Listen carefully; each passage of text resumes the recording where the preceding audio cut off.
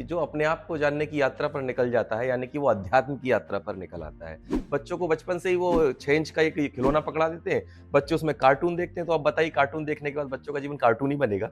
कोई वो राम तो नहीं बनेगा, हनुमान तो नहीं बनेगा, स्वामी विवेकानंद तो नहीं बनेगा। आप केवल अपने मन को डाइवर्ट कर सकते हैं थोड़ी देर के लिए कि भई अच्छा नहीं लग रहा है, क्या करें? चलो शॉपिंग कराते हैं, चलो टीवी देख लेते हैं। आप कुछ नहीं कर रहे, आप अपने आप को एनेस्थीसिया दे रहे हैं थोड़ी देर के लिए। हनुमान जी को और खुश करना और सबसे सरल तरीका। कि हनुमान जी को राम नाम बड़ा प्रिय है। जो व्यक्ति भाव से राम नाम लेता है, हनुमान जी उससे निश्चित तौर पर प्रसन्न होते हैं। बस वो नाम भावपूर्ण हो, उसमें कहीं किसी प्रकार का कोई छल छलावा ना हो। हनुमान जी के लिए लिखा है बाबा तुलसी ने कि शंकर सुबन केसरी नंदन। अरे भैया, हनुमान जी जिस दिशा में बैठ जाते हैं वो दिशा शुभ हो जाती है, आप हनुमान जी के लिए दिशा पूछ रहे हैं। तो ये जीवन की यात्रा है और ये हनुमान जी से सीखनी चाहिए कि कठिनाइयां आनी है आपके जीवन में, आपको उनको बर्दाश्त करना है और आगे बढ़ना है।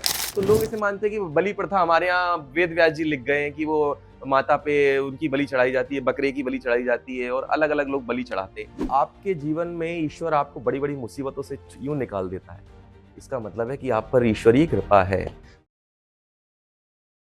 हम सब लोग जिंदगी में सफल होना चाहते हैं, नाम चाहते हैं, शोहरत चाहते हैं और अपने परिवार के लिए कुछ करना चाहते हैं। इसके लिए हम रात दिन मेहनत भी कर रहे हैं, भाग दौड़ भी कर रहे हैं और बहुत तेज भाग रहे हैं। लेकिन कभी कभी आपने फील किया होगा कि हम दौड़ तो रहे हैं लेकिन पहुंच कहीं नहीं पा रहे हैं।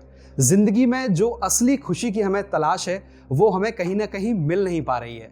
और ऐसे में मन में ये बात आती है कि इसका सॉल्यूशन क्या है। प्रॉब्लम तो मैंने आपको बताई कि असली खुशी गायब है जिंदगी से और कोसों दूर हमें दिख रही है। लेकिन आज हम सॉल्यूशन पर बात करेंगे।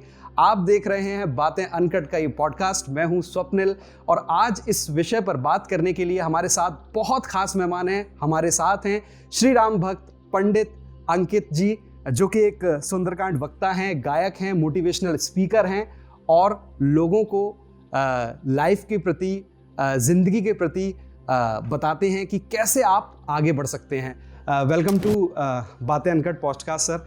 और सबसे पहले बहुत सारी आपसे बातें करूं मैं। इससे पहले मैंने अभी तक सुना था कि जो लोग आध्यात्म के पास होते हैं, जो भक्त होते हैं, उनके पास एक पॉजिटिव एनर्जी होती है। मैं आपके पास बैठा हूं, बहुत अच्छा फील कर रहा हूं और मुझे ये आज पहली बार फील करने को मिल रहा है कि किसी भक्त के पास बैठने से कितना पॉजिटिव महसूस होता है। मैं बहुत नर्वस था इससे पहले, लेकिन अभी मैं बहुत अच्छा फील कर रहा हूँ। सबसे पहले सर आपसे ये जानना चाहेंगे कि आध्यात्म का जो मार्ग है या आध्यात्म की जो परिभाषा है, हम जब बात करते हैं इस बारे में तो बहुत अलग अलग सोशल मीडिया पर जानने को मिलती है, किताबों में जानने को मिलती है। अलग अलग वक्ता अलग अलग तरीके से अपनी राय रखते हैं। सर आपका इस बारे में क्या कहना है? देखिए, अध्यात्म की परिभाषा बहुत सरल है। अध्यात्म का मतलब होता है अधिआत्म, अपने आप को जानना। केवल इतना सा अर्थ है कि जो अपने आप को जानने की यात्रा पर निकल जाता है, यानी कि वो अध्यात्म की यात्रा पर निकल आता है। जैसे कि आपने कहा कि आज की भाग दौड़ बड़ी जिंदगी है, आदमी कहीं पहुंचना चाहता है, लेकिन वो जिस रास्ते से पहुंचेगा वो अपने अंदर का रास्ता है, वो अध्यात्म का रास्ता है। तो अध्यात्म की केवल इतनी परिभाषा है कि जब हम अपने अंदर देखने लगते हैं, अपने अंदर झांकने लगते हैं, याद नहीं कि हम आध्यात्मिक हो गए। लेकिन सर क्यों ऐसा होता है कि इतने साल बीत जाने के बाद, इतना समय बीत जाने के बाद हम दुनिया में तो देखते हैं, लोगों को देखते हैं, लेकिन अपने अंदर झांकने का समय क्यों नहीं मिल पाता? ऐसा क्या कारण? इसका एक कारण ये भी है कि जो आजकल का जो परिवेश है वो बड़ा भौतिकवादी है। बचपन से लेकर जिस तरह से एक बच्चे की जो उसकी माइंड, उसका जो सेटअप किया जाता है, वो केवल यही सेटअप किया जाता है कि तुम्हें भागना है, भागना है, भागना है। उसे कभी सिखाया ही नहीं जाता है कि एक सीमा तक भागना है, उसके बाद ये दौड़ अंदर की तरफ मोड़नी है अपने आप को। ये सिखाया ही नहीं जाता है। आज से कई वर्ष पहले जो हम देखें तो बच्चों को घर में ये सारी शिक्षाएं दी जाती थी। तो पहले का आदमी सुखी भी था, उसके पास संसाधन कम थे लेकिन वो खुश था। आपने भी अपने बचपन का जीवन देखा होगा या माता पिता से कभी सुना होगा। तब कहाँ संसाधन हुआ करते थे, कहाँ ना टीवी हुआ करती थी, ना लाइट हुआ करती थी और ना ही बहुत सारी जो आज हमारे हाथ में 6 इंच का ये जो खिलौना है, मोबाइल जिसे हम कहते हैं, ये भी नहीं था। और उसके बाद भी हम सब बड़े खुश थे। कारण क्या था? क्योंकि बचपन से ही वो हमें अध्यात्म की शिक्षा, कभी दादी की कहानियों में, नानी की कहानियों में, या जो समय रामायण सीरियल्स आता था, महाभारत आते थे, उसके माध्यम से हमारे अंदर आध्यात्मिकता के बीज बोए जाते थे, तो व्यक्ति उस ओर निकल सकता था। आज तो वो सब बंद है। बच्चों को बचपन से ही वो 6 इंच का एक खिलौना पकड़ा देते हैं, बच्चे उसमें कार्टून देखते हैं। तो अब बताइए, कार्टून देखने के बाद बच्चों का जीवन कार्टून ही बनेगा? कोई वो राम तो नहीं बनेगा, हनुमान तो नहीं बनेगा, स्वामी विवेकानंद तो नहीं बनेगा। तो इसीलिए लोग नहीं देख पा रहे हैं। लेकिन जो लोग आध्यात्मिक लोगों के आसपास हैं, आप उनको देखिए, जाकर उनसे मिलिए, निश्चित तौर पर उनकी जो यात्रा है वो आध्यात्मिक यात्रा है। सर, आप इतनी युवावस्था में सुंदरकांड का पाठ करते हैं, लोगों को उसके बारे में बताते हैं। कुल मिलाकर ईश्वर का विशेष आशीर्वाद है आप पे। तो आपकी ज़िंदगी में वो पल कब आया जब आपने मेन स्ट्रीम के काम को छोड़कर आपने सोचा कि मैं इस राह में आगे बढ़ता हूँ, और जब आपने इस बारे में अपने घर वालों से डिस्कस किया तो उनका क्या रिएक्शन था? पहले प्रश्न से ही मैं आपका इसका उत्तर देता हूँ कि आपने पहला प्रश्न ये किया था कि लोग क्यों नहीं जा पाते। इसलिए नहीं जा पाते क्योंकि वो उनके आसपास ऐसे लोग नहीं होते, या एक ईश्वरी कृपा भी होती है। सुंदरकांड में एक चौपाई आती है कि जब हनुमान जी विभीषण से मिलते हैं तो वो प्रश्न करते हैं विभीषण जी कि क्या राम मुझ पर कृपा करेंगे? प्रश्न करते हैं, फिर रुक जाते हैं, बोले आप उत्तर मत दो। मैं तो उत्तर मुझे मिल गया। क्यों? क्योंकि बिनु हरि कृपा मिले ही नहीं संता, अब मोई भा भरोस हनुमंता, बिनु हरि कृपा मिले ही नहीं संता। राम की कृपा तो मुझ पर हो गई है क्योंकि आप मिल गए, यानी राम की कृपा हुई है तभी तो मिले हैं। जो रघुवीर अनुग्रह कीना, तो तुम मोहि दरस हट दीना। जब राम जी ने अनुग्रह किया तभी तो आपने मुझे आके दर्शन दिए हैं। तो मेरे साथ एक ये अच्छी चीज रही कि शुरू से मैं इस सुंदरकांड से जुड़ा रहा हूँ। हालांकि ये सब कार्यक्रम मैं नहीं करता था, लेकिन बस ये है कि बचपन में हमारी जो दादी थी, हमारे चाचा जी थे, उन्होंने मुझे मंदिर से जोड़ दिया था, हनुमान जी से जोड़ दिया था, तो मैं जुड़ा रहा। लेकिन अगर एक जगह की एक मोड़ कहाँ से आया, तो चूंकि मुझे किताब पढ़ने का शौक लग गया था। स्वामी विवेकानंद की एक किताब है जिसे शंकर ने लिखा है, स्वामी विवेकानंद की आत्मकथा। उस किताब को सन 2013 में मैंने पढ़ा, और उस किताब को पढ़ने के बाद पूरी यात्रा बदल गई। जिस रास्ते पर चल रहे थे, सबकी आंखों में वही सपने थे कि एक इंजीनियर बनना है या कोई अच्छी सरकारी नौकरी मिल जाएगी, ये कर लेंगे, वो कर लेंगे, सब कुछ खत्म हो गया। एक नया रास्ता शुरू हो गया किताब को पढ़ के। तो मेरे जीवन में तो ये जो मोड़ है वो किताब से आया। लेकिन सर, आज का जो युवा है सोशल मीडिया पर, वो ऐसा लगता है कि अभी भी किताबों से बहुत दूर है। आप इसका कारण क्या मानते हैं? हाँ, किताबों से दूर है। कारण भी इसका ये है कि जिस तरह के अब हमारा इंस्टीट्यूशन जो बने हुए हैं, जैसे स्कूल्स हैं, कॉलेजेस हैं, वहाँ पर भी इस तरह की बातें नहीं हो रही हैं। हम लोग केवल जो कोर्स की किताब है उन तक ही उलझे हुए हैं। आप मुझे बता दीजिए, आपने अपने जीवन में कितने माँ-बाप देखे हैं जिन्होंने अपने बच्चों को कभी साहित्य लाकर दिया हो कि ले बेटा ये किताब पढ़ना तू? कभी नहीं दिया होगा। केवल बात करते हैं दौड़ना है तुम्हें, इससे आगे निकलना, इतने नंबर लाने। भई आप बिल्कुल लाइए, 99 लाइए, 100 लाइए, लेकिन माँ-बाप ये भूल जाते हैं कि वो 100 की यात्रा यहीं से होकर गुजरती है। भई आप, ये आपका दिमाग है, इसको आप तपाते रहेंगे, एक समय आता है इसको भी शीतलता चाहिए, इसको भी शांति चाहिए। तो ये शांति कहाँ मिलती है? ये किताबों के माध्यम से मिलती है। जब हम सत्संग करेंगे, सत्संग का अर्थ सत्य का संग, वो कैसे भी हो सकता है, किसी व्यक्ति के माध्यम से हो सकता है, किसी पुस्तक के माध्यम से हो सकता है, या किसी अच्छी वीडियो को देखकर हम इस तरह का सत्संग कर सकते हैं। तो यही कारण है आज का कि इस तरह का परिवेश नहीं मिल पा रहा है, तो बच्चों तक किताब नहीं पहुंच पा रही है। आज जो आप जिस परिसर में आज हम बैठे हैं, ये पुस्तकालय, तो ये पुस्तकालय का निर्माण भी ऐसे ही हुआ। क्योंकि मेरे जीवन में परिवर्तन आया एक किताब पढ़कर, तो मुझे लगा कि जब मेरे जीवन में पुस्तक पढ़कर परिवर्तन आ सकता है, तो कितने ऐसे लोग हैं जिनके जीवन में परिवर्तन आ सकता है। तो मैंने कहा किताब पर काम करेंगे। तो मेरी प्रिय पुस्तक सुंदरकांड, इसलिए मैं जगह जगह जाता हूँ, सुंदरकांड पर बोलता हूँ। तो मैंने कहा एक लाइब्रेरी बनाई जाए और वहाँ लोगों को दोबारा लाया जाए कि जैसे पहले किताबें पढ़ी जाती थी वैसे पढ़ी जाए, तो निश्चित तौर पर इससे परिवर्तन आता है। एक चीज़ और मैं आपको कहूँगा, आज के परिवेश में आप जो लाइब्रेरी देख रहे हैं, वो लाइब्रेरी आजकल लाइब्रेरी नहीं रह गई है। लाइब्रेरी का हिंदी में हम कहते हैं पुस्तकालय, ऐसा आलय जहाँ पुस्तकें हों, पुस्तकों का आलय। अब आप बताइए, आज कितनी लाइब्रेरी जहाँ किताबें, केवल एक वाईफाई सुविधा दे दी जाती है, एसी लगा दिया जाता है, आप बैठिए। कहाँ है पुस्तकें? पुस्तकें होनी चाहिए। जब पुस्तकें दी नहीं जाएंगी तो बच्चे पुस्तकों से जुड़ेंगे कैसे? इसमें फॉल्ट बच्चों का नहीं, हमारा ही है। सोशल मीडिया पर सर आजकल सुंदरकांड की बात की जाती है, हनुमान चालीसा की बात की जाती है, और युवा और सभी लोग धीरे धीरे फिर से जुड़ रहे हैं। लेकिन हम सुंदरकांड का पाठ भी करते हैं, हनुमान चालीसा का पाठ भी करते हैं, लेकिन कहीं ना कहीं बस हम पाठ कर रहे होते हैं। अगर मैं सरल शब्दों में आपसे जानना चाहूँ कि सुंदरकांड और हनुमान चालीसा का अर्थ क्या है, जिससे हम आसानी से समझ सकें सर आप। जैसे कि आपके प्रश्न से शुरू से आपकी पहली वाली बात से उठाता हूँ बात, तो आपने कहा कि सब भाग रहे हैं, सब जगह भाग रहे हैं लोग, और क्या ढूंढ रहे हैं? अगर हम सबसे आपसे पूछें, आप यहाँ बैठकर अगर इंटरव्यू कर रहे हैं, मैं यहाँ बैठकर इंटरव्यू दे रहा हूँ, या कोई भी हो, हम लोग कोई भी कर्म कर रहे हैं, इवन कोई व्यक्ति किसी को चांटा तक मार रहा है, कुछ भी कर रहा है, वो उसके पीछे उसका एक ही उद्देश्य है कि वो शांति चाहता है, आराम चाहता है, कहीं ना कहीं सुकून चाहता है। तो ये जो भाग दौड़ भरी जिंदगी है, इसको सुंदर बनाने का जो काम करती है ना, वो सुंदरकांड करती है। क्योंकि भाग दौड़ भरी जिंदगी से जो विलग जिंदगी है, उसे एक अच्छी जिंदगी है, सुंदर जिंदगी है, उसकी परिभाषा ये है कि जहां पर हमारे पास सुख के साथ शांति भी हो। सुख एक पायदान है, दूसरा पायदान है शांति। जब ये दोनों चीजें व्यक्ति के जीवन में होंगी, तभी उसका जीवन सुंदर माना जा सकता है। और सुख आता है पुरुषार्थ से। आप जितनी मेहनत करेंगे, आप उतना सुख अर्जित कर सकते हैं। आप आज टू व्हीलर पर घूम रहे हैं, आप ज्यादा मेहनत करेंगे, कल आप फोर व्हीलर में घूमेंगे, आप घर में एसी लगा लेंगे। जितनी आप पुरुषार्थ करेंगे, उतना सुख अर्जित कर लेंगे, बाजार से कमा लेंगे। लेकिन शांति बाजार से नहीं मिलेगी। इसका कहीं मोल नहीं है कि आप कहें कि भाई आज बड़ा अशांत हो, चलो बाजार से कुछ शांति खरीद लाऊं। नहीं मिलेगी।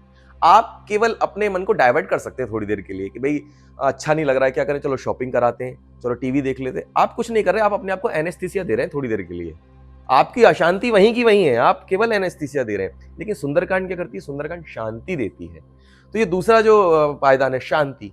सुंदरकांड से हमें पुरुषार्थ और समर्पण दोनों को सीखने को मिलता है। और जिस व्यक्ति के जीवन में पुरुषार्थ भी है, समर्पण भी है, तो उसके जीवन में शांति आ जाती है। इसलिए सुंदरकांड का पहला ही शब्द है शांतम, शाश्वतम, प्रमेयम, मनगम, निर्वाण, शांति प्रदम। भगवान श्री राम का उसमें स्वरूप बताया कि शांति देने वाला। तो सुंदरकांड का जो अगर परिभाषा पूछी जाए, तो पुरुषार्थ और समर्पण का आपसी तालमेल सुंदरकांड है। जिस व्यक्ति के जीवन में ये दोनों उतर आते हैं, उसका जीवन शांत हो जाता है। तो ये सुंदरकांड है। सर, शांति की आपने जो परिभाषा बताई सुंदरकांड के माध्यम से, ये बहुत ही लोगों तक पहुंचेगी और लोग इस बात को समझ भी पाएंगे। लेकिन मुझे एक चीज़ याद आ रही है शांति से कि चाहे फेसबुक के मार्क जगरबर्ग हों या एप्पल के स्टीव हों, उन्होंने भी आध्यात्म के लिए भारत का रास्ता चुना। तो उनके पास इतनी शक्ति है, इतना पैसा है, इतनी पावर है, फिर भी आध्यात्म की तरफ उनका झुकाव रहा। तो ऐसा उन्होंने क्या देखा और भारत में आके क्या उनको ऐसा मिला कि उनकी जो तलाश थी वो भारत आके खत्म हुई? देखिए, हर व्यक्ति के अंदर एक भूख होती है। एक शरीर की भूख होती है, एक उसके मन की भूख होती है। शरीर की भूख आपका पैसा मिटा सकता है, लेकिन उसकी एक सीमा है, उससे ज़्यादा आप नहीं भोग सकते। ज़्यादा भोगेंगे तो आप बीमार पड़ जाएंगे। लेकिन फिर उसके बाद जो एक खालीपन हर व्यक्ति के मन में होता है, आप कमा लीजिए, कितना पैसा कमाना है, कितनी शोहरत कमानी है आपको, एक समय ऐसा आएगा कि आप वो शोहरत ही आपके आपके मतलब जी का जंजाल बन जाएगी। आप आत्मिक शांति ढूंढेंगे। मैंने आपको कहा ना, सुख आप कितना भी अर्जित कर लीजिए, शांति तो चाहिए। शांति चाहिए। आपके क्या नाम है, थाली में 56 भोग लगे, लेकिन आपका मन अशांत है, तो वो भोजन आपका किसी काम का नहीं है। तो शांति चाहिए।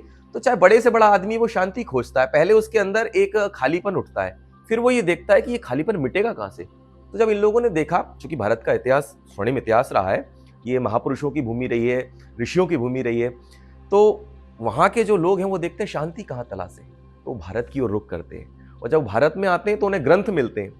वो ग्रंथ जो हमारे पास तो बड़े सुलभ है, लेकिन हम उन्हें पढ़ते नहीं है। तो उनको पढ़ने का काम कौन कर रहा है? वो लोग कर रहे हैं जो फॉरेन से आ रहे हैं। तो वो उस पर रिसर्च करते हैं, तो उनको शांति मिलती है कि भाई कैसे शांति पाई जाए। क्योंकि ये जो ग्रंथ हैं, ये सब, इसके अंदर वो तरीके दिए गए हैं जिससे आप अपने आप को शांत कर सकते हैं।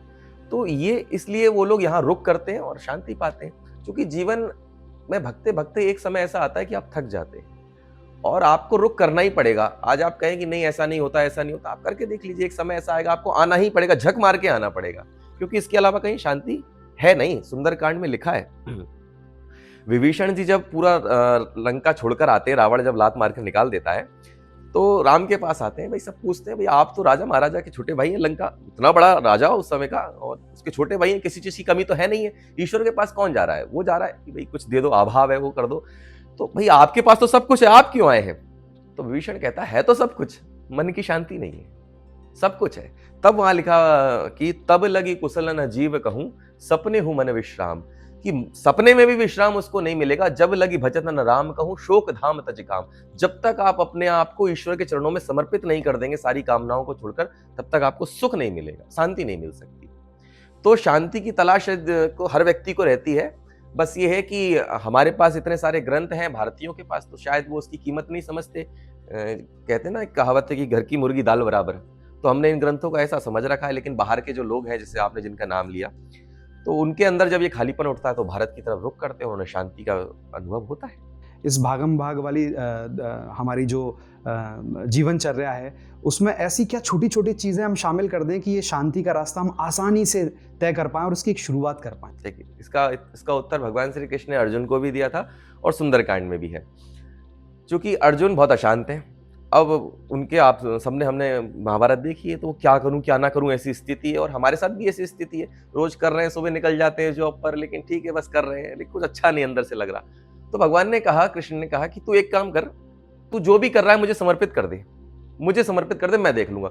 सर्वधर्मान्य परित्यज्य मामेकं शरणं व्रज अहं त्वा सर्व पापेभ्यो मोक्षयिष्यामि मा शुचः। तू सब कुछ मेरे में समर्पित कर दे, मैं तेरा सब कुछ संभाल लूँगा। यही सुंदरकांड ने बात की कि सबके ममता ताग बटोरी, मम पद मनई बांध बर डोरी।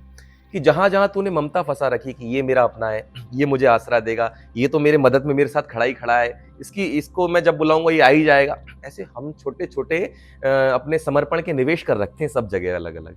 तो भगवान कहते हैं कि सबसे निकाल, केवल तू किससे आशा कर? मुझसे आशा कर और जो तू कर रहा है वो मुझ में समर्पित करके कर।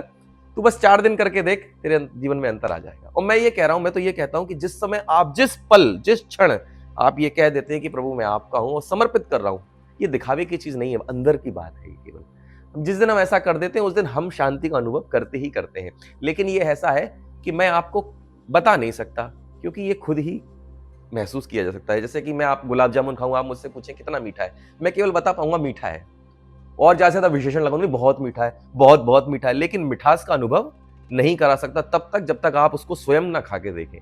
तो ये समर्पण वो मिठाई है कि आपको खुद ही खानी पड़ेगी और जैसे ही आप खुद ही खाएंगे तो आपको शांति रूपी मिठास का अनुभव होने लगेगा। सर, आप राम भक्त हैं, सुंदरकांड वक्ता भी हैं, और ऐसा कैसे हो सकता है जब श्री राम भक्त की बात हो तो परम भक्त हनुमान जी की बात ना हो?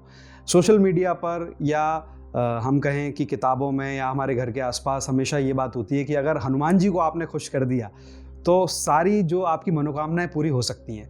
लेकिन इसके लिए अलग अलग बहुत सारे तरीके भी हैं, लेकिन हनुमान जी को और खुश करना और सबसे सरल तरीका अगर आप बताना चाहें हमारे व्यूअर्स को, तो क्या हो सकता है कि हनुमान जी को सबसे आसानी से कैसे खुश करें? देखिए, ये कोई मतलब कोई प्रश्न तो अच्छा है, लेकिन बड़ा साधारण सा प्रश्न है और इसके उत्तर सभी को लगभग पता ही होते हैं कि हनुमान जी को राम नाम बड़ा प्रिय है। जो व्यक्ति भाव से राम नाम लेता है, हनुमान जी उससे निश्चित तौर पर प्रसन्न होते हैं। बस वो नाम भावपूर्ण हो, उसमें कहीं किसी प्रकार का कोई छल छलावा ना हो। लेकिन लोग नाम तो लेते हैं, लेकिन उस नाम को मतलब फ़ील करके नहीं लेते हैं। आप उसको फ़ील करके लेंगे, तो निश्चित तौर पर आपको भी उस समय अच्छा अनुभव होगा, आपके जीवन में भी सब मंगल होगा और हनुमान जी तो निश्चित तौर पर प्रसन्न होंगे ही होंगे, क्योंकि लिखा है यत्र यत्र रघुनाथ संकीर्तनम। जहाँ-जहाँ राम का नाम लिया जाता है, तत्र तत्र कृतमस्तकांजलिम, वहाँ-वहाँ हनुमान जी उपस्थित होते ही होते हैं। तो बड़ा साधारण सा तरीका है, राम का नाम लो और हनुमान जी को प्रसन्न करो। जब हनुमान जी की पूजा की बात आती है तो बहुत सारे विधि विधान की भी बात आती है, और ये भी कहा जाता है कि अगर आपने इस तरीके के कार्य किए तो हनुमान जी आपसे नाराज़ हो सकते हैं, गुस्सा हो सकते हैं, थोड़ा सा डर भी रहता है। इस बारे में सर आपका क्या कहना है? ये सब जो बातें हैं, ये सब कहीं लिखी नहीं है, ये सब एक कही सुनी बातें हैं। किसी ने किसी से कही, किसी ने किसी से कही और ऐसे-ऐसे करके ये पूरे उसमें सब में फैल गई। ऐसा कुछ भी नहीं है, हनुमान जी बहुत सरल देवता हैं, इतने सरल देवता हैं कि उनसे कोई सरल देवता नहीं है। आप कभी रामचरितमानस पढ़ेंगे तो आपको समझ में आएगा कि उनसे सरल तो कोई है ही नहीं है। इतने विनम्र, इतने भोले-भाले। लोग कहते हैं हनुमान जी नाराज़ हो जाएँगे, अरे भैया वो तो उससे भी नाराज़ नहीं हुए जो खड़े होकर बड़े दरबार में राम को गाली दे रहा था। उसके आगे भी हाथ जोड़कर हनुमान जी रावण से विनती करते हैं कि विनती करऊँ जोर करे रावण, सुनऊँ मान तज मोर सिखावन। ठीक है, जो हो गया सो हो गया रावण, अब मैं विनती कर रहा हूँ, सीता जी को लौटा दे, राम से क्षमा माँग ले। तो आप देखें कि वो हनुमान जी कैसे नाराज़ हो सकते हैं। वो सुग्रीव के मंत्री हैं, वो सुग्रीव जो कामी, क्रोधी सब कुछ है, लेकिन वो हनुमान जी का प्रिय है। तो हनुमान जी तो उनके देवता हैं जो बिल्कुल कमज़ोर हैं। आप डॉक्टर के पास कब जाते हैं? जब आप स्वस्थ होते हैं? नहीं, जब आप बीमार होते हैं। जब आप स्वस्थ होंगे, बोले हम तो अब पवित्र हो गए, सब कुछ हो गया, फिर आपको डॉक्टर की ज़रूरत ही क्या है? आप तो हनुमान जी के पास तब जाइए जब आप सबसे ज़्यादा रोगी हैं, आपका मन कामी है, आपके अंदर क्रोध है, लोभ है और आप सभी तरह की वासनाओं से घिरे हुए हैं और आप बिल्कुल अपवित्र हैं, कोई नहीं है आपका, तब आप हनुमान जी को पकड़िए, वो आपको बिल्कुल वहीं पहुंचा देंगे, क्योंकि लिखा है जय हनुमान ज्ञान गुण सागर। सागर में आप कब डुबकी लगाते हैं? नहा के थोड़ा जाते हैं सागर में। कब जाएंगे? जब नहाना होगा हमको। तो हनुमान जी एक सागर की तरह हैं, उनके आप जाइए और वो आपको बिल्कुल पवित्र कर देंगे। नियम वगैरह कहीं कुछ भी नहीं है। जो ये लोग डरा रहे हैं आजकल, एक डर का माहौल लोगों ने बना रखा है कि ऐसा कर देंगे तो हनुमान जी गुस्सा हो जाएंगे, ऐसा हो जाएगा तो हनुमान जी गुस्सा हो जाएंगे। क्योंकि मैं तो बहुत बचपन से हनुमान जी का सेवक रहा हूँ। मैंने पहले ही जब मैंने आंखें खोली तो पहले हनुमान जी को ही देखा है। तो मैं तो अपने मंदिर के जो अपना हमारा पड़ोस में मंदिर है, मैं तो वहाँ जाकर हनुमान जी का जो प्रसाद लोग चढ़ा जाते थे उनको, तो मैं वो उठा के खा जाता था बचपन में। तो लोग मुझसे कहते थे कि तुम हनुमान जी का प्रसाद खा जाते हो, हनुमान जी तुमको पागल कर देंगे, तुम बिना नहाए हनुमान जी को ऐसा छीन लेते हो, तुम बिना नहाए उनकी आरती कर देते हो। क्योंकि मेरे मन में जब आता था मैं हनुमान जी की आरती कर देता था। जब मन में आया तब सुंदरकांड पढ़ दी, आधी पढ़ी तो आधी पढ़ी, नहीं तो आधी छोड़ दी। लेकिन मुझे कभी डर नहीं लगा। लोगों ने बहुत डराने का प्रयास किया, मुझे कभी डर नहीं लगा हनुमान जी से। और इसीलिए आज मैं हनुमान जी से ज़्यादा जुड़ पाया हूँ, लोगों को जोड़ पा रहा हूँ। तो ये कहीं कुछ नहीं लिखा, क्योंकि मैं लिखी को ज़्यादा अच्छा मानता हूँ। कहाँ लिखा है आप मुझे ये बता दो बस खाली। कहीं शास्त्र में कहीं नहीं लिखा, ऐसा कहीं किसी में। तो आपके इस चैनल के माध्यम से, आपके इस सुंदर से प्रयास के माध्यम से लोगों से यही प्रार्थना करूँगा कि बिल्कुल मत डरिए, किसी की बातों में मत आइए। आप तो केवल राम नाम जपिए और जैसे मन करे वैसे जपिए आप तो। हनुमान जी कभी आपसे नाराज़ नहीं होने वाले। सर, युवाओं की तरफ से एक मैं सवाल पूछना चाहूँगा कि एक युवा सुंदरकांड से क्या सीख सकता है और अपनी ज़िंदगी में कैसे आगे बढ़ सकता है? देखिए, सुंदरकांड तो पूरा ही सीखने लायक है, लेकिन यदि मैं कोई आपको 1-2 बातें बताऊँ, तो उसमें आप पहले हनुमान जी से उनका संघर्ष सीखिए। चूँकि हनुमान जी एक ऐसे देवता हैं जिनके विषय में कहा जाता है पुरुषार्थ के देवता हैं। हनुमान जी की जो लंका यात्रा है, वो युवाओं के लिए बहुत प्रेरक है। अक्सर क्या होता है ना कि जब हम पूजा पाठ करने लगते हैं या थोड़ा-सा भगवान की तरफ चले जाते हैं, अध्यात्म की तरफ चले जाते हैं, तो हमारे दिमाग में पहली सोच ये होती है कि अब तो हमारे जीवन में कोई कष्ट नहीं आएगा, अब तो सब कुछ बिल्कुल बिल्कुल क्लीन चलेगा, जबकि ऐसा नहीं है। आप चाहे राम काज करें, चाहे काम काज करें, आपको संघर्षों का एक जो जाल है वो तो आपको तोड़ना ही पड़ेगा, वो आपको मिलेगा ही मिलेगा। हनुमान जी कौन है? हनुमान जी के लिए लिखा है बाबा तुलसी ने कि शंकर सुबन केसरी नंदन। सुबन का अर्थ होता है पुत्र, यानी शंकर के पुत्र कौन है? हनुमान जी। इसको ऐसा भी कहा जाता है शंकर स्वयं केसरी नंदन। हनुमान जी कौन है? साक्षात महादेव के अवतार हैं, या कहा जाए एक तरह से महादेव ही हैं। तो आप सोचिए कि हनुमान जी के रास्ते में कठिनाइयां आ रही हैं। जब वो चले तो देवताओं ने देखा कि हनुमान जी जा रहे हैं। अब देवताओं ने सोचा कि राम ने किसी को भी भेज दिया, अरे पर काम कर पाएगा भी कि नहीं कर पाएगा, क्योंकि रावण जैसे आतंकवादी के लंका में जाना है। तो जात पवन सुत देवन देखा, जाने कहूं बल बुद्धि विशेषा। तो क्या करा, बोले सुरसा को भेज दो। सुरसा नाम अहिन के माता सुरसा आ गई हनुमान जी के आगे। फिर थोड़ी देर बाद सिंगनी आ गई, फिर थोड़ी देर बाद लंकनी आ गई, फिर राक्षस आ गए। तो ये एक जीवन की एक यात्रा है हमारी। हम चाहे कोई भी कार्य करें, उसमें एक संघर्ष हमको करना ही पड़ेगा। अक्सर युवा के साथ में क्या होता है कि हम लोग कोई योजना बनाते हैं, योजना बनाई और हमने उसको किया, ऐसा कर लेंगे फिर ऐसा हो जाएगा, ऐसा हो जाएगा तो ऐसा कर लेंगे। लेकिन जरूरी थोड़ी ना कि हमारी योजना के साथ वैसा होगा। 2 योजनाएं होती हैं, एक वो जो हम बनाते हैं, एक वो जो हमारे लिए परमात्मा बनाता है। हमारी योजना के अनुसार वो होगा कि नहीं होगा, ये उसकी योजना पर निर्भर करता है। क्योंकि यदि हमारी योजनाओं पे सब कुछ हो रहा होता तो हमें जीवन में वो सब कुछ मिल गया होता जो हमने चाहा होता है, लेकिन ऐसा होता नहीं है। अब हम सोचते हैं कि हमने योजना बना ली है, अब ऐसा करेंगे तो ऐसा होगा। ऐसा नहीं भैया, आप यहाँ से कंपू जाएंगे तो हो सकता है आपको यहाँ पर जो सिग्नल है वो ग्रीन मिल जाए, लेकिन आगे आप चलेंगे तो रॉक्सी पे आपको रेड मिल जाए, फिर रेड मिल जाए, फिर ग्रीन मिल जाए या येलो मिल जाए।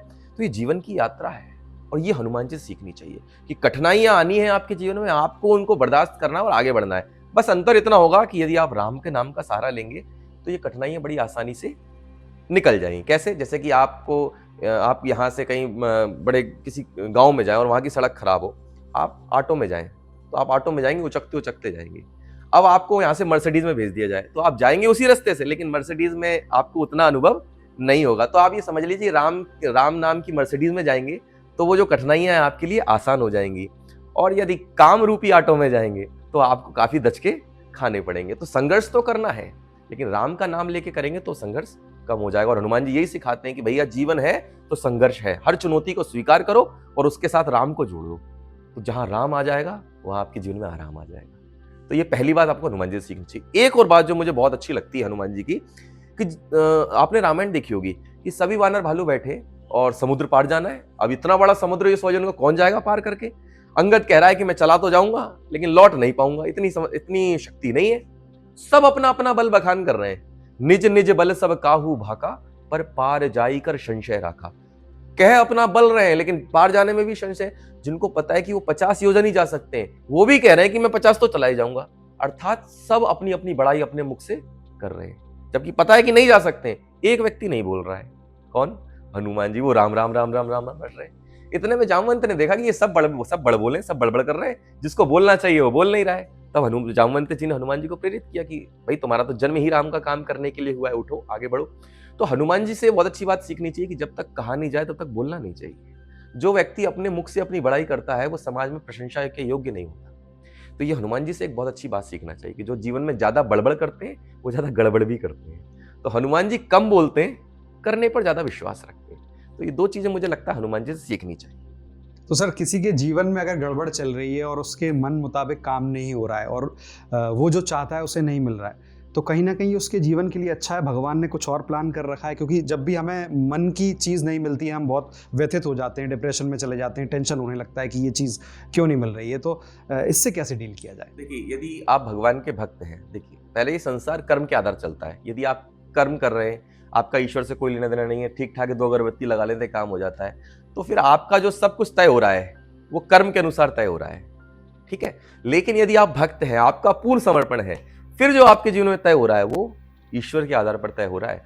क्योंकि ईश्वर हालाँकि किसी के कर्म में कोई वो नहीं करता कि भई किसी को दुःख दे रहा है, किसी को सुख दे रहा है, वो ऐसा कभी नहीं करता। जो क होता है कर्म के आधार पर होता है। लेकिन जो भक्त होता है, उसके जीवन में ईश्वर अच्छा ज़रूर करता है।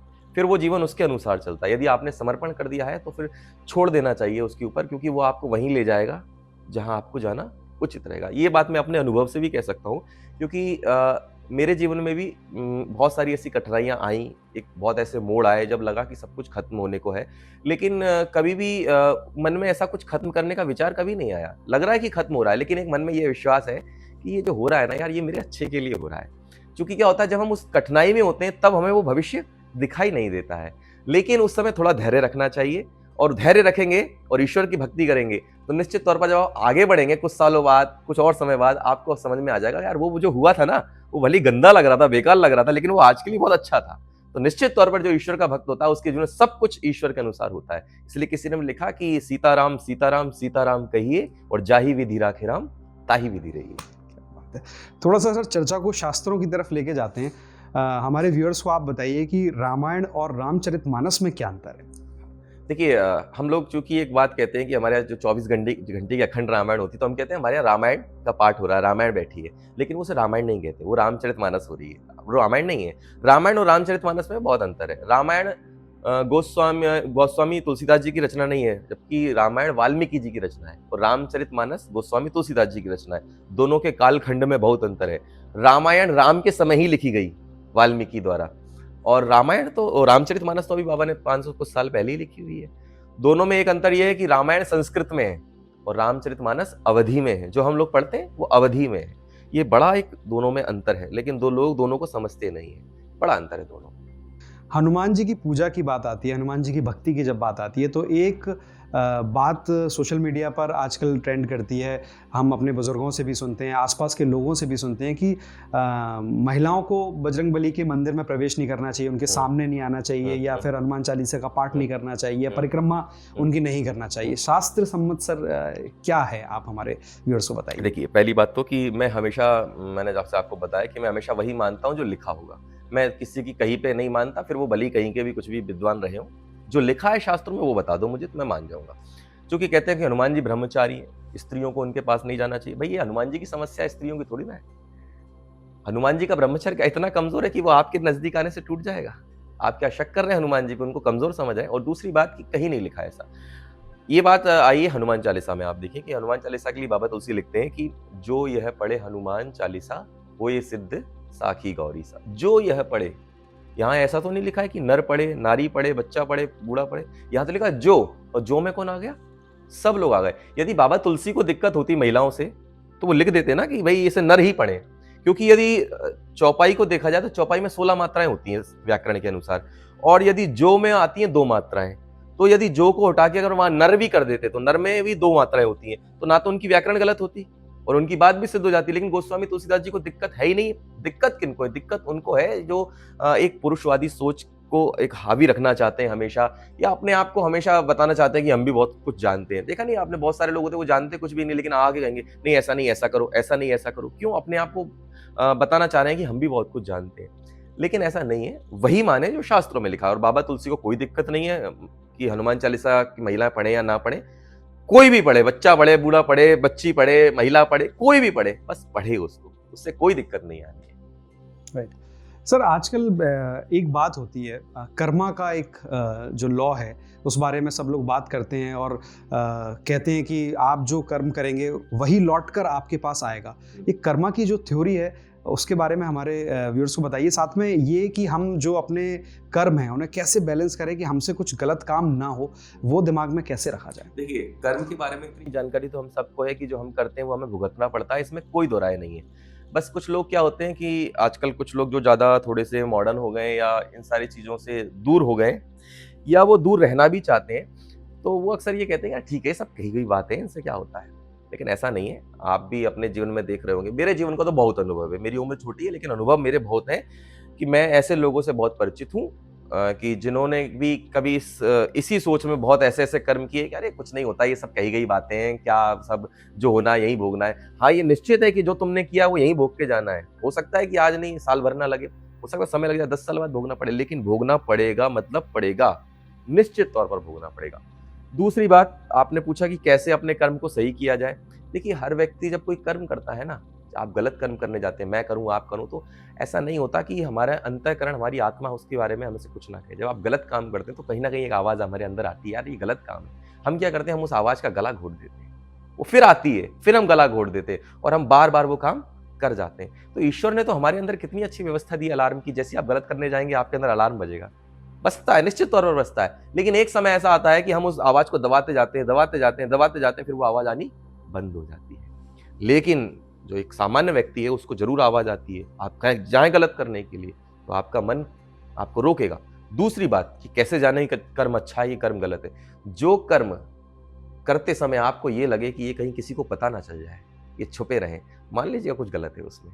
क्योंकि अगर आप अच्छे कर्म करेंगे तो आप उसको कभी छुपाना नहीं चाहेंगे, बल्कि आप उसको तो और लोग दूसरों को बताना चाहेंगे। लेकिन जब गलत काम करते हैं, तो हम छुपाना चाहते हैं। तो एक ये सूत्र भी है कि मन जब करे कि डर लगे मन में काम करते हुए कि यार ये पता ना चल जाए, तो मानना गलत है, रुक जाना वही की वही, इस तरह से। सर बात जब चल पड़ी है सही और गलत की, तो एक काम जो समाज में गलत हो रहा है, दुनिया में, देश में गलत हो रहा है कि जानवरों के प्रति बहुत क्रूरता हो गई। सोशल मीडिया पर आजकल ऐसे बहुत सारे वीडियो हैं कि आप अगर शुरुआती उनके 3 सेकंड देखेंगे तो आप शायद वो पूरा देख भी ना पाएँ, क्योंकि इतनी क्रूरता पशुओं के साथ की जा रही है। इस बारे में ज़्यादा बात भी नहीं होती और जो लोग क्रूरता करते हैं वो, हमारा कानून देश का ऐसा है कि वो जल्दी छूट भी जाते हैं। लेकिन मैं आपसे इस चर्चा में ये पूछना चाहता हूँ कि शास्त्रों में क्या लिखा हुआ है कि हमें जो हमारे आसपास जीव जंतु, जो जानवर हैं, उनके प्रति हमारा कैसा व्यवहार होना चाहिए, और जो उनके प्रति क्रूर व्यवहार कर रहा है उसकी सजा शास्त्रों में क्या है? देखिए, सनातन संस्कृति स्वयं में ही एक वैज्ञानिक संस्कृति है और वो सभी का सुख चाहने वाली, सभी को आनंद देने वाली संस्कृति है। आप सनातन संस्कृति में देवताओं को देखें, आप हर देवी देवता के पास अपना एक वाहन है, एक जानवर है। गणेश जी के साथ चूहा जुड़ा हुआ है, माता पार्वती के साथ सिंह है, तो भगवान शंकर के साथ नंदी है और गले में सर्प डला हुआ है। भगवान विष्णु गरुड़ की सवारी करते हैं। तो हर एक देवता के साथ एक जीव कोई ना कोई जुड़ा हुआ है। तो ये क्या संकेत है? इसका मतलब है कि भैया ये जो अपन से अलग नहीं है, ये भी अपने में से ही है, तो इनका भी आपको ख्याल रखना है। आप देखते नहीं कि बहुत सारे लोग हाथ, आज का नहीं पता मुझे, लेकिन एक मैं लंबे पिछले कई समय की बात कर रहा हूँ, गाँव में आज भी होता है कि हाथी निकल जाता है तो लोग हाथ जोड़ लेते हैं गणेश जी कहकर, भैया गणेश जी है। बंदर दिख जाते हैं तो लोग उसमें हनुमान जी के दर्शन कर लेते हैं। तो ये एक भाव दृष्टि हमारे सनातन संस्कृति ने लोगों के अंदर पैदा की हुई है। आज एक ऐसा समय आया है कि लोग संस्कृति से ही दूर हो गए, तो फिर वो भाव हमारे अंदर मरता चला गया। लेकिन सनातन संस्कृति तो हमेशा से जानवरों की रक्षा की बात करती आई है। हमारे यहाँ जो बलि प्रथा की इत्यादि की बात की गई थी, वो भी एक बहुत अलग तरीके की है। जैसे कि भागवत में इसका थोड़ा जिक्र आया है कि एक समय था जब बलि प्रथा बहुत दी जाती थी। तो इससे वेद व्यास जी को बड़ा आहत हुआ कि यार ये तो बहुत बलि दी जाती है। तो बोले क्या करें? बोले एक काम करो कि किसी रोज रोज मत मारो, ये बलि प्रथा गलत है, बलि देना गलत है जानवरों की। तो आप क्या करो? बोले किसी एक यज्ञ में ही आहुति दी जाती है, किसी विशेष यज्ञ में इनकी आहुति दी जाती है। तो इससे क्या हुआ कि जो रोज रोज मर रहे थे वो तो कम से कम बच गए कि भैया चलो रोज नहीं मरेंगे, कम से कम कोई यज्ञ कराएगा तो ही बलि देगा, यज्ञ कराए नहीं कराए, तो इससे जानवर बच गए। उन्होंने तो किस लिए किया? अच्छे के लिए किया। लेकिन हुआ क्या कि फिर जो यज्ञ में नहीं देते थे वो भी देना शुरू हो गए कि लो अब तो नियम बन गया कि धर्म के आधार पर दी जाएगी। तो लोग इसे मानते हैं कि बलि प्रथा हमारे यहाँ वेद व्यास जी लिख गए हैं कि वो माता पे उनकी बलि चढ़ाई जाती है, बकरे की बलि चढ़ाई जाती है और अलग अलग लोग बलि चढ़ाते हैं। ये बलि प्रथा को बढ़ाने के लिए नहीं लिखा है, उसको कम करने के लिए लिखा है। जैसे कि कोई व्यक्ति सिगरेट पीता हो, डॉक्टर के पास जाए, भाई मैं बहुत सिगरेट पीता हूँ, भाई कितनी पीते हो, बोले दिन भर में मैं 4 डिब्बी पी जाता हूँ। तो डॉक्टर कहेगा सुनो तुम एक काम करो कि 1 डिब्बी पिया करो।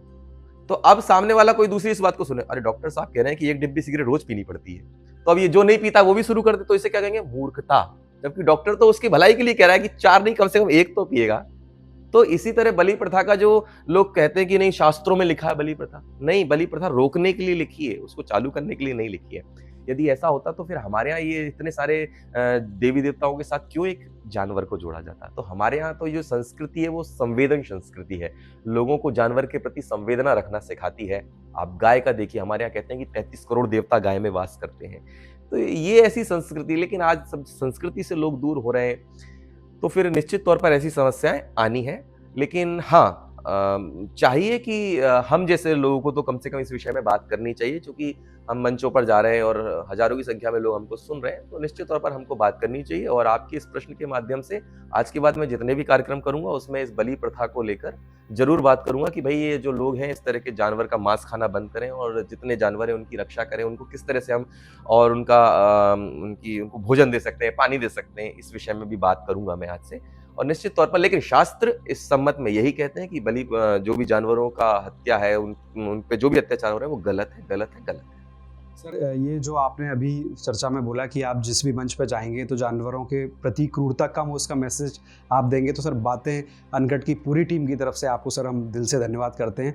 और मैं पूरी उम्मीद करता हूं कि सर आप जैसे जो धर्म से जुड़े लोग हैं, अगर वो इस तरीके का स्टेप लेते हैं तो धीरे धीरे ये समस्या कम होगी। सर, एक बड़ा मन में मेरे प्रश्न रहता है और मैं काफ़ी समय से उसको देख रहा हूँ, उस सवाल को हल करने की कोशिश कर रहा हूँ, पर वो हो नहीं पा रहा है।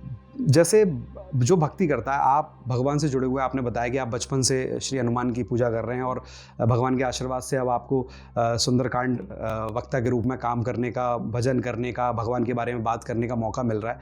क्या सर ज़िंदगी में कभी ऐसा आपके आया है कि आपको अपने आसपास भगवान की अनुभूति हुई है, या वो भक्त जो चाहते हैं कि एक दिन भगवान का दर्शन होगा, तो इस विषय में सर आपकी क्या राय है कि कैसे हमें भगवान के दर्शन हो सके? शास्त्र के अंदर, भागवत के अंदर, शायद आई थिंक भागवत के अंदर ईश्वर दर्शन की 3 विधियां बताई गई हैं कि ईश्वर का दर्शन 3 तरीके से होता है।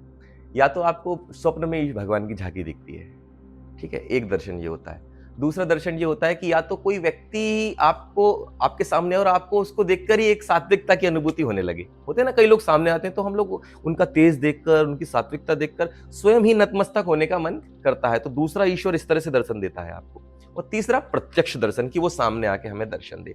तो जो प्रत्यक्ष दर्शन की बात है कि वो सामने आ जाए, ऐसा मेरा अभी सौभाग्य नहीं है। लेकिन हाँ, स्वप्न में ईश्वर की झांकी बहुत बार दिखती है, बहुत बार मैं उनके साथ होता हूँ। और रही कि ऐसे लोगों में जिनको देखकर सात्विकता का अनुभव हो, तो ऐसा मेरे साथ अन्य बार होता है। और ईश्वर की अनुभूति कई तरीके से होती है, वो विचार के रूप में भी होती है। यदि सद्विचार आपके पास है, यदि अच्छे विचार आपके पास आ रहे हैं, तो वो भी आप ईश्वरीय कृपा मानना आप इसको, क्योंकि ये बहुत मुश्किल है। इस संसार में सबसे दुर्लभ है अच्छे विचार होना। ऐसा नहीं कि भाई बोलते तो सब कुछ अच्छे लोग हैं, किसी से भी आप पूछें, कोई भी बात पूछे, लोग बहुत अच्छे से मीठा बोलेंगे, ऐसा नहीं करना चाहिए, वैसा नहीं करना चाहिए, ये मत करो। आचरण देख लो, लेकिन सब काला पीला हुआ है। तो ऐसा विचार आपके अंदर आ रहा है और वो आपके जीवन में उतर जाता है, ये ईश्वर की कृपा है। तो और तीसरी बात कि आपके जीवन में ईश्वर आपको बड़ी बड़ी मुसीबतों से यूं निकाल देता है, इसका मतलब है कि आप पर ईश्वरीय कृपा है। जिन मुसीबतों से लोग लड़ रहे हैं, झगड़ रहे हैं और अपने जीवन में एक अशांति का अनुभव कर रहे हैं, यदि वो आपके पास नहीं है तो ये ईश्वरीय कृपा है, ये ईश्वरीय अनुभूति है। तो इस तरह की अनुभूतियां होती रहती हैं। और यदि कभी ईश्वर ने चाहा तो प्रत्यक्ष भी होंगे। वही हनुमान जी के दर्शन लोग कहते हैं होते हैं, तो हमें भी हो जाएंगे कभी ना कभी, अगर ईश्वर ने चाहा। जब सर हम आपके इंटरव्यू को प्लान कर रहे थे तो हमारी टीम ने आपके बारे में रिसर्च किया और हमें ये पता चला कि आपके जीवन में एक सरकारी नौकरी का अवसर भी आया, लेकिन आपने उसे ठुकरा दिया और आपने सुंदरकांड को चुना। क्यों? हाँ, एक ऐसा अवसर, दुर्भाग्य का अवसर, दुर्भाग्य से वो सौभाग्य का अवसर था, लेकिन मैंने उसे ठुकरा दिया, क्योंकि मैं सुंदरकांड को चुन चुका था। और सुंदरकांड ऐसा नहीं है कि मैं जीवन में कहीं से मुझे विरासत में मिल गई हो या मैं इससे जुड़ा रहा तो मैं करने लगा। नहीं, ये एक मैं विधिवत इसको प्लानिंग के तहत कर रहा हूँ, मिशन के तहत कर रहा हूँ, ऐसा नहीं है। सुंदरकांड में यदि मैं आया हूँ तो एक मिशन के तहत आया हूँ। एक छोटी-सी घटना मेरे साथ जो घटी कि अक्सर आप देखते हैं अखंड रामायण के पाठ जगह-जगह होते हैं, 24 घंटे की लोग रामायण कराते हैं। तो एक जगह ऐसी मुझे बुलाया गया, चूँकि मैं जुड़ा रहा था हमेशा से रामायण सुंदरकांड से, तो कहा पंडित जी हमारे यहाँ आ जाना, रामायण बैठी, लोग बुलाते हैं ना कि अखंड रामायण बैठी थोड़ी देर के लिए आप भी आ जाना। पहुँच गए साहब हम भी, तो हमने देखा वही मंडली वहाँ पे वो रामचरितमानस का गायन कर रही है और लोग उछल-उछल कर खूब नाच भी रहे हैं। तो पहले देख के तो अच्छा लगा कि भाई धमाधम, धमाधम, धमाधम ढोलक बज रही है, वो सब नाच रहे हैं। अच्छा लगा, चलो मानस की चौपाइयों पर लोग नाच रहे हैं।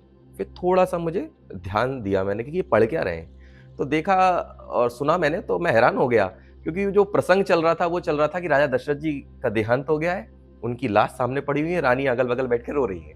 अब मैं बड़ा हैरान हो गया कि मैंने कहा इन मूर्खों को ये भी नहीं पता कि ये क्या पढ़ रहे हैं और उसपे नचवा रहे हैं लोगों को। भई किसी की मृत्यु का वो प्रसंग चल रहा है, आप उसपे लोग नाच रहे हैं, आप उसको झमाझम, झमाझम करके गा रहे हैं। तो मुझे बड़ा बुरा लगा, मैंने कहा ये ऐसे अखंड रामायण कराने से तो कोई मतलब ही नहीं है, ये तो पाप है एक तरह का। भई जो कर रहे हैं ना उनको अर्थ पता है और जो सुन रहे हैं उनको कोई लेना-देना नहीं है। उन्हें तो मतलब कि भैया गृह प्रवेश किया है तो अखंड रामायण करा देंगे। अरे भैया क्यों करा रहे हो? जब आप उसका अर्थ नहीं समझ सकते, आप उसमें बैठ नहीं सकते, क्यों करा रहे हो आप? केवल मनोरंजन करा रहे हो, टाइम पास करा रहे हो आप। तो फिर मुझे लगा कि क्या किया जा सकता है? मुझे बड़ा दुःख हुआ। तो फिर मैंने सोचा कि अपन कुछ ऐसा कर सकते हैं कि समाज के बीच जाकर इसका अर्थ अपन लोगों तक दें।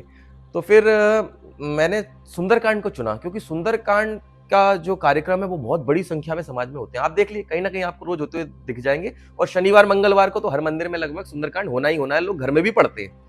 लेकिन जब मैंने थोड़ा-सा रिसर्च किया, तो मैंने पाया कि जो लोग 10-10 साल से सुंदरकांड कर रहे हैं, 20-20 साल से कर रहे हैं, उनको सुंदरकांड का एक अर्थ नहीं पता।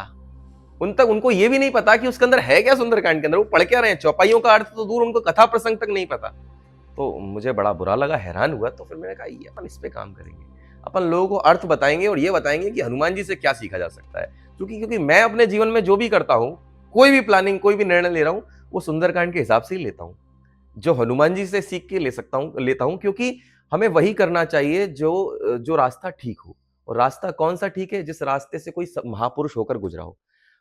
महाभारत में एक युक्ति है कि महाजनो एन गथा सुपंथा, उसी रास्ते पर चला जाए जिस रास्ते से होकर महापुरुष गुजरे हों, क्योंकि वो रास्ता बना बनाया है, जहां महापुरुष पहुंचे थे आप भी वहीं पहुंच जाएंगे। तो मैं हनुमान जी के जीवन से सीखकर अपने जीवन में हमेशा निर्णय लेता रहा। तो मैंने यही सोचा कि सुंदरकांड पर काम करेंगे, लोगों को बताएंगे कि आप जो पढ़ रहे हैं इसका ये अर्थ है और इससे आप ये सीख सकते हो, और इसका नाम तो सुंदरकांड है। आज हर व्यक्ति के जीवन में लगभग लंका कांड हुआ पड़ा है। तो मैंने कहा कि आप इसको समझेंगे तो आपके जीवन में सुंदरकांड होगा। तो ये एक यात्रा मेरी शुरू हो गई। सर, ये बात सुन के मेरे मन में एक जो प्रश्न आया है अभी, कि आपने बताया कि जो लोग 10 साल से 20 साल से सुंदरकांड कर रहे हैं, उनको अर्थ नहीं पता है। तो आप सर हमारे व्यूअर्स को बता दीजिए कि सुंदरकांड क्या है और इसका अर्थ क्या है, सरल शब्दों में? देखिए, सुंदरकांड रामचरितमानस का 5वां अध्याय है। बाबा ने रामचरितमानस में 7 कांड लिखे, बालकांड, अयोध्या कांड, उसके बाद अरण्य कांड, किष्किंधा कांड, सुंदरकांड, लंका कांड, उत्तरकांड। उसमें जो 5वां चैप्टर है, वो है सुंदरकांड। उसका नाम सुंदर कई कारणों से है। उसके अंदर बहुत तो सारी लीलाएँ सुंदर हैं, उसमें सुंदर पर्वत का उपयोग भी हुआ है, तो इस तरह से सब पूरा सुंदर है, इसलिए बाबा ने उसका नाम सुंदरकांड रख दिया। और भी कई कारण हैं इसके, महापुरुष अलग-अलग अपनी-अपनी व्याख्याएँ करते हैं। लेकिन सुंदरकांड में क्या है? सुंदरकांड में हनुमान जी की कहानी है। आप देखें कि सुंदरकांड क्यों कराते हैं हम? हनुमान जी को प्रसन्न करने के लिए। चूँकि हनुमान चरित्र ही सुंदरकांड है। हनुमान कथा है सुंदरकांड। हनुमान जी की लंका यात्रा, हनुमान जी तैयार हुए हैं लंका जाने के लिए। वे लंका जाते हैं, रावण से बात करते हैं, सीता जी को मुद्रिका देते हैं, वापस आते हैं, फिर विभीषण रावण को समझाता है, फिर विभीषण को रावण लात मारता है। विभीषण जाकर कहाँ मिल जाते हैं? राम की टीम में मिल जाते हैं और यहाँ पर आकर भगवान समुद्र से प्रार्थना करते हैं पुल बनाने के लिए। बस इतना जो प्रसंग है, ये सुंदरकांड है। ये सुंदरकांड की कथा है। और चूंकि सुंदरकांड अवधी भाषा में है, पूरी रामचरितमानस अवधी भाषा में है, चौपाई शैली में लिखी गई है। सुंदरकांड के अंदर 60 दोहे हैं और लगभग 526 करीब चौपाइयां हैं। इसके अंदर हनुमान जी का नाम 38 बार आया है, राम का नाम 124 बार आया है। इस तरह से सुंदरकांड पूरा एक, हमने एक बड़ा ही अध्ययन किया है इस पर, और लोगों को यही बताते हैं कि आप इससे क्या सीख सकते हैं। चूंकि अभी हमारे पास समय कम है, इसलिए मैं ऊपर ऊपर से बता सकता हूं। और एक जो मैंने आपको एक परिभाषा बताई कि सुंदरकांड की परिभाषा केवल इतनी सी है कि जो व्यक्ति अपने जीवन में सुख और शांति दोनों चाहता है, उसे सुंदरकांड पढ़नी चाहिए, तो उसका जीवन सफल हो जाएगा। ये सुंदरकांड की कथा है। सर, आपसे बात करके मुझे ये फ़ील हो रहा है अभी कि बातें अनकट का एपिसोड जब लोग देखेंगे तो सुंदरकांड के बारे में उन्हें बहुत नई नई चीज़ें पता चलने वाली हैं, और जो उनके लिए जानना भी बहुत ज़रूरी है। सर, एक बात और मेरे मन में है और मैं अपने व्यूअर्स की तरफ से पूछना चाहूँगा कि सुंदरकांड करने का सही तरीका क्या है, या करवाने का सही तरीका क्या है, वो हमारे व्यूअर्स को हाँ, बताइए। सुंदरकांड आपने भी होते देखे होंगे या कभी करे होंगे। सुंदरकांड लोग करा लेते हैं, लेकिन मुझे ऐसा लगता है कि जब भी आप सुंदरकांड कराएँ तो बड़े भाव से कराएँ। जैसे कि भई आज हमने सुंदरकांड करा रहे हैं, तो अपने घर को सजाइए पहले तो। क्योंकि आप जब सुंदरकांड कराते हैं तो उसमें हनुमान जी का आह्वान करते हैं। तुलसी कृत रामायण कथामति अनुसार, आइए आसन लीजिए विराजिए पवन कुमार। हनुमान जी का आह्वान कर रहे हैं। तो हनुमान जी का आह्वान कर रहे हैं तो अपने घर को सजाइए, क्योंकि उसका नाम ही सुंदर है। अपने घर को सुंदर बनाइए, हनुमान जी के लिए सुंदर आसन बनाइए, वहाँ हनुमान जी को बैठाइए, अपने हाथ से भोग बनाइए। अरे! बाजार से तो कोई भी खरीद लाएगा, थोड़ा हनुमान जी के लिए अपने हाथ से बनाइए, भाव से करिए, घर को बंधन बार बांधिए घर पर, वो बड़ी सुंदर व्यवस्था कीजिए। फिर आप सुंदरकांड करिए। अब लोग किसमें पड़ जाते हैं? भई सुंदरकांड है, चलो भई बैठा दिया वहीं कमरे में वहीं डबल बेड डला हुआ है आपका, वहीं लोग बैठ गए। ये भाव ही नहीं बनेगा। पवित्रता के साथ कराइए ना उसको। लोग किसमें पड़ते हैं? किस दिशा में बैठे हैं? उत्तर की तरफ बैठे हैं कि दक्षिण की तरफ बैठे हैं? लाल आसन पर बैठे हैं कि पीले आसन पर बैठे हैं, किधर मुंह करें। अरे भैया, हनुमान जी जिस दिशा में बैठ जाते हैं वो दिशा शुभ हो जाती है। आप हनुमान जी के लिए दिशा पूछ रहे हैं। मुझे तो ये हैरान हो जाते हैं, लोग पूछते हैं हनुमान जी को किस दिशा में रखें। भाई वो देवता है जो सारी दशाओं को ठीक कर देते हैं, आप उनके लिए दिशा की व्यवस्था करेंगे। तो भाव से कराइए। और तीसरी बात कि जिससे भी कराइए, जब भी कराइए, सुंदरकांड को अर्थ सहित समझिए। यदि आप आजकल सुंदरकांड की स्थिति ये बन गई है हमारे इस चंबल, ग्वालियर चंबल संभाग में, मध्य प्रदेश में, तो कि सुंदरकांड नहीं होती, भजन संध्या होती है साहब।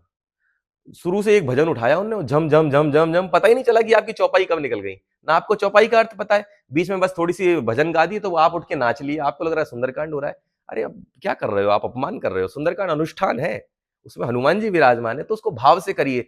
फिर लोग कहते हैं कि भैया हम तो सुंदरकांड को करते करते 20 साल हो गए और अभी तक कोई लाभ ही नहीं हो रहा है। कैसे होगा? आप 20 क्या 40 साल तक करिए, 80 साल तक करिए, कोई लाभ नहीं होगा। रट्टा मारने से कोई लाभ होता है क्या? उसको समझिए, समझ के पढ़िए, फिर आपके जीवन में लाभ होगा कि नहीं होगा। आप 80 साल छोड़िए, मैं आपसे कहता हूं गारंटी के साथ, मैं गारंटी ले रहा हूं, क्योंकि हनुमान जी की तुलसीदास जी ने ली हुई, तो मैं भी ले रहा हूं तुलसीदास जी की उस पे, कि आप सुंदरकांड को केवल 100 बार पढ़ लीजिए, भावपूर्ण पढ़ लीजिए, समझ के पढ़ लीजिए। आप देखिए फिर अपने जीवन में चमत्कार, आपको एक अलग अनुभूति होगी। तो सुंदरकांड करने कराने का इतना सा नियम है कि आप भाव से करें, जब भी करें समझ कर करें, अर्थ सहित उसको पढ़ लें, फिर भले ही उसको पाठ कर लें, लेकिन वो समझ में आना चाहिए आप क्या पढ़ रहे हैं। फिर आप देखिए सुंदरकांड का क्या आपको लाभ मिलेगा। सुंदरकांड की सर भाव की बात की आपने, तो अगर 2-3 कोई बातें आप इम्पोर्टेंट हमारे व्यूअर्स को बता पाएँ सुंदरकांड की, कोई बहुत अम, अनुभव वाली बातें आप शेयर कर पाएँ सुंदरकांड की? सुंदरकांड के अंदर मैंने बताया 60 दोहे हैं, इतना सारा चौपाई बाबा ने लिखा है। तो उसके अंदर से क्या ऐसा महत्वपूर्ण निकालें? एक सूत्र, कुछ एक निकाला जाए तो क्या निकालें? तो उसमें एक चौपाई है जिसमें भगवान श्री राम अपना स्वभाव बताते हैं कि मुझे कैसे लोग पसंद है। आज जो लोग मंदिर जा रहे हैं या हम सब भक्ति कर रहे हैं, क्यों कर रहे हैं? इसीलिए तो कर रहे हैं कि भगवान रीझ जाएँ, भगवान खुश हो जाएँ, क्योंकि वो खुश हो जाएँगे तो फिर हमारे जीवन में शांति आ जाएगी। तो जब तक उनको खुश करने का सही तरीका नहीं पता चलेगा, तब तक हमारे किए हुए सारे प्रयास व्यर्थ हैं। भई हमको यदि भोपाल जाना है तो भोपाल के रास्ते से ही तो जाओगे। यदि आप दिल्ली का रास्ता पकड़ लोगे तो भोपाल कैसे पहुँचोगे? और हमारे साथ हुआ ये है कि हमको जाना दिल्ली भोपाल है और हम कोई दिल्ली का, कोई अहमदाबाद का, कोई महाराष्ट्र का रास्ता पकड़े बैठा है और चला जा रहा है, चला जा रहा है, चला जा रहा है और कह रहा है भोपाल नहीं आ रहा है।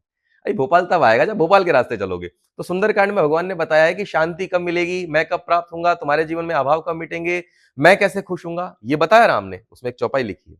निर्मल मन जन सो मोहि पावा, मोहि कपट छल छिद्र न भावा। मुझे वो व्यक्ति पसंद है जो निर्मल मन का होना चाहिए। मतलब जैसा अंदर से है वैसा बाहर से होना चाहिए। फेक नहीं होना चाहिए कि भाई सुबह तो मंदिर में क्या नाम है शंकर जी पे खूब 10-10 लोटे जल डाल रहे हो, घर पे जाके चिल्ला-चोट कर रहे हैं, किसी के हक मार के खा रहे हैं, किसी को परेशान कर रहे हैं, हमारी वजह से किसी की आँख में आँसू आता है। तो ये सब नहीं चलेगा, ये सब फेक है, राम को पसंद नहीं। क्या मोहि कपट छल छिद्र न भावा। मुझे वैसे लोग बिल्कुल पसंद नहीं है। तो ये सीखने वाली बात है ना कि आप वो करिए जो राम कह रहे हैं। आप अपने अनुसार क्यों चल रहे हैं? वो करिए जिस उस रास्ते पे चलिए जिस पे राम आपसे कह रहे हैं कि मैं वहां मिलूंगा। तो हम अपने आप अपने अनुसार चलना चाहते हैं और फिर हम कहते हैं कि हमें ऐसा नहीं हो रहा है, वैसा नहीं हो रहा है। करके देखिए आप, होगा, बिल्कुल होगा। सही रास्ता होना चाहिए, क्योंकि जिसकी सही दिशा होगी उसकी दशा भी ठीक होगी। सर, आप राम मार्ग पर काफ़ी समय से चल रहे हैं, देख रहे हैं, समझ रहे हैं, सुंदरकांड वक्ता के रूप में कार्य कर रहे हैं। और हमारी जब ये पॉडकास्ट को हम जब प्लान कर रहे थे, हमारी जो रिसर्च टीम है उन्होंने रिसर्च में ये भी एक इंटरेस्टिंग फैक्ट हमें मिला कि आपने एक किताब भी लिखी है, मेरी नज़र से सुंदरकांड। तो उस किताब के बारे में बताइए, और अगर वो किताब हम पढ़ते हैं तो उसमें क्या मिलने वाला है, हमें क्या सीखने को मिल हाँ, सकता है? देखिए मेरा प्रयास यही रहा कि सुंदरकांड लोगों तक पहुँचे। अब चूँकि जिस तरह के कार्यक्रम होते हैं हमारे अधिकांशतः, उसमें अधिकांशतः जो लोग होते हैं वो युवा वर्ग कम होता है। उसके अंदर वो लोग बैठे होते हैं अब जो जीवन से निराश हो चुके हैं या उनके जीवन में कुछ बचा नहीं। आप देखिए कथाओं पंडाल में कौन बैठा है कथा पंडालों में? कथा पंडालों में अधिकांशतः वो लोग बैठे हैं जो 70 पार चले गए, 60 पार चले गए। लेकिन सुंदरकांड उनके लिए है ही नहीं। सुंदरकांड तो उनके लिए है जो अभी जीवन शुरू कर रहे हैं। चूँकि ये जीवन प्रबंधन का ग्रंथ है, ये आपको बताएगा कि आपको किस रास्ते पर चलना है। तो ये तो उन लोगों के लिए है ना, जो अभी रास्ता शुरू कर रहे हैं, क्योंकि सबसे ज़्यादा भटकाव कहाँ होता है? इसी उम्र में होता है। टीनेज वालों को पढ़ना चाहिए सुंदरकांड तो, तब आप जानेंगे कि आपको क्या करना है, क्या नहीं करना है जीवन में। तो मुझे लगा कि कैसे युवाओं तक पहुँचा जाए, चूँकि युवा तो वहाँ तक नहीं आ रहे हैं, तो मैंने कहा मैं युवा तक पहुँच जाता हूँ। तो फिर मैंने एक लिखा, सुंदरकांड पर लिखा मैंने। तो सुंदरकांड की एक किताब मैंने लिखी कि जिसमें केवल इतनी सी बात है कि हम हनुमान जी से क्या सीख सकते हैं, पूरी सुंदरकांड से क्या सीख सकते हैं और अपने जीवन को कैसे सुंदर बना सकते हैं। तो इस पुस्तक मेरी नज़र से सुंदरकांड में मैंने ये सारी चीज़ें डाल दी है। चूँकि अभी एक पुस्तक है, ऐसी और भी पुस्तक मेरी अभी आने वाली है भविष्य में। तो इस पुस्तक को जो पढ़ेगा निश्चित तौर पर उसको अपने जीवन में एक एक नई ऊर्जा मिलेगी, नई दिशा मिलेगी। चूँकि मैं ये इसलिए कह पा रहा हूँ, चूँकि उसमें मैंने जो भी लिखा है वो केवल हनुमान जी के विषय में लिखा है। और निश्चित तौर पर हनुमान जी को पढ़ने के बाद तो कोई भी व्यक्ति दिशाहीन रह ही नहीं सकता, ऊर्जाविहीन रह ही नहीं सकता। तो वो किताब निश्चित तौर पर जीवन में सबको सुंदर करेगी, मंगल करेगी। उस किताब को हम फ्लिपकार्ट पे, अमेज़न पर भी प्राप्त कर सकते हैं, या मुझसे भी वो किताब प्राप्त कर सकते हैं। तो एक प्रयास है युवाओं तक पहुँचने का, कि सुंदरकांड युवाओं तक पहुँचे, इसलिए वो पुस्तक मैंने लिखी। सुंदरकांड में सर एक बात और सुनी, और मैंने कई जगह पढ़ी कि सुंदरकांड में माता सीता ने हनुमान जी को एक आशीर्वाद दिया, उसके बारे में बताइए। हाँ, हनुमान जी जब लंका पहुँचे, तो बड़ी दुखी थी सीता जी, तो हनुमान जी ने मुद्रिका डाली। फिर सीता जी को बड़ा अच्छा लगा, अरे राम की मुद्रिका है, फिर जाके वो नीचे कूद पड़े, बता दिया कि राम का दूत हूँ और ऐसे-ऐसे आया हूँ मैं। तो सीता जी को बड़ा प्रसन्नता हुई, क्योंकि वो तो इतनी दुखी थी उस समय कि आत्महत्या तक की बात करती हैं वो त्रिजटा से, कि "आन काठ रसु चिता बनाई, मात अनल पुनि देहि लगाई", कि माँ अब मैं जीना नहीं चाहती, ना जाने राम आएँगे कि नहीं आएँगे, और रावण रोज़ अपशब्द बोलता है, अब सुने नहीं जाते, मैं मर जाऊँगी अब। अब हनुमान जी उस समय ही मुद्रिका डाल दी, तो आप तो सोचिए कि एक डूबते को तिनके का सहारा। कोई ऐसी अवस्था में कोई फँस जाए तो उसको कितना मतलब मौत से निकाल लिया हो किसी ने मौत के मुँह से, तो बड़ी प्रसन्न हो गई, बोले लाला तूने तो बहुत अच्छा काम कर दिया, तू तो मुझे तो मतलब एक डूबते को सहारा हो गया तू तो। अब मैं बहुत खुश हो गई, ला तुझे एक वरदान दे देती हूँ। तो सीता जी ने हनुमान जी को एक आशीर्वाद दिया कि अजर अमर गुण निधि सुत होऊ, करहु बहुत रघुनायक छोऊ, कि मैं तुझे एक वरदान देती हूँ। अजर, हनुमान तू हमेशा कभी बूढ़ा नहीं होगा, हमेशा ऊर्जावान रहेगा। अमर, हमें चारों युग में हनुमान तेरा प्रताप रहेगा, ये दुनिया जब तक रहेगी तब तक तू रहेगा, इसलिए हनुमान जी को चिरंजीव में गिना जाता है। मानते हैं कि इस कलयुग के एकमात्र अधिष्ठात्र देवता श्री हनुमान जी हैं, और बहुत सारे लोगों ने, जिनका सौभाग्य रहा, उन्हें दर्शन भी किए हनुमान जी के, जिसमें नीम करोड़ी बाबा एक बहुत बड़ा नाम है, कि उन्हें तो हनुमान जी का अवतार ही माना जाता था। तो अजर अमर, हनुमान चारों युग में तेरा प्रताप रहेगा। फिर गुण निधि सुत होऊ, हनुमान इस दुनिया में जितने गुण, जितनी सिद्धियां, जितनी निधियां हैं, मैं समस्त तुझे देती हूँ। गोस्वामी जी ने लिखा, अष्ट सिद्धि नव निधि के दाता, असबर दीन जानकी माता। ये वर किसने दिया था? सीता जी ने दिया था। अजर अमर गुण निधि सुत होऊ, और करहूं बहुत रघुनायक छोऊ, और राम जी तुझे सबसे ज्यादा प्रेम करेंगे। छोऊ कहते हैं किसी बच्चे से प्यार करते हैं जो हम, छोऊ। तो ऐसा प्यार करेंगे राम जी जैसे कोई कोई अपने बच्चे से प्यार करता है। तो इसलिए हनुमान जी बड़े प्रसन्न हुए। तो ये वरदान हनुमान जी को सीता जी ने सुंदरकांड में दिया। क्या बात है!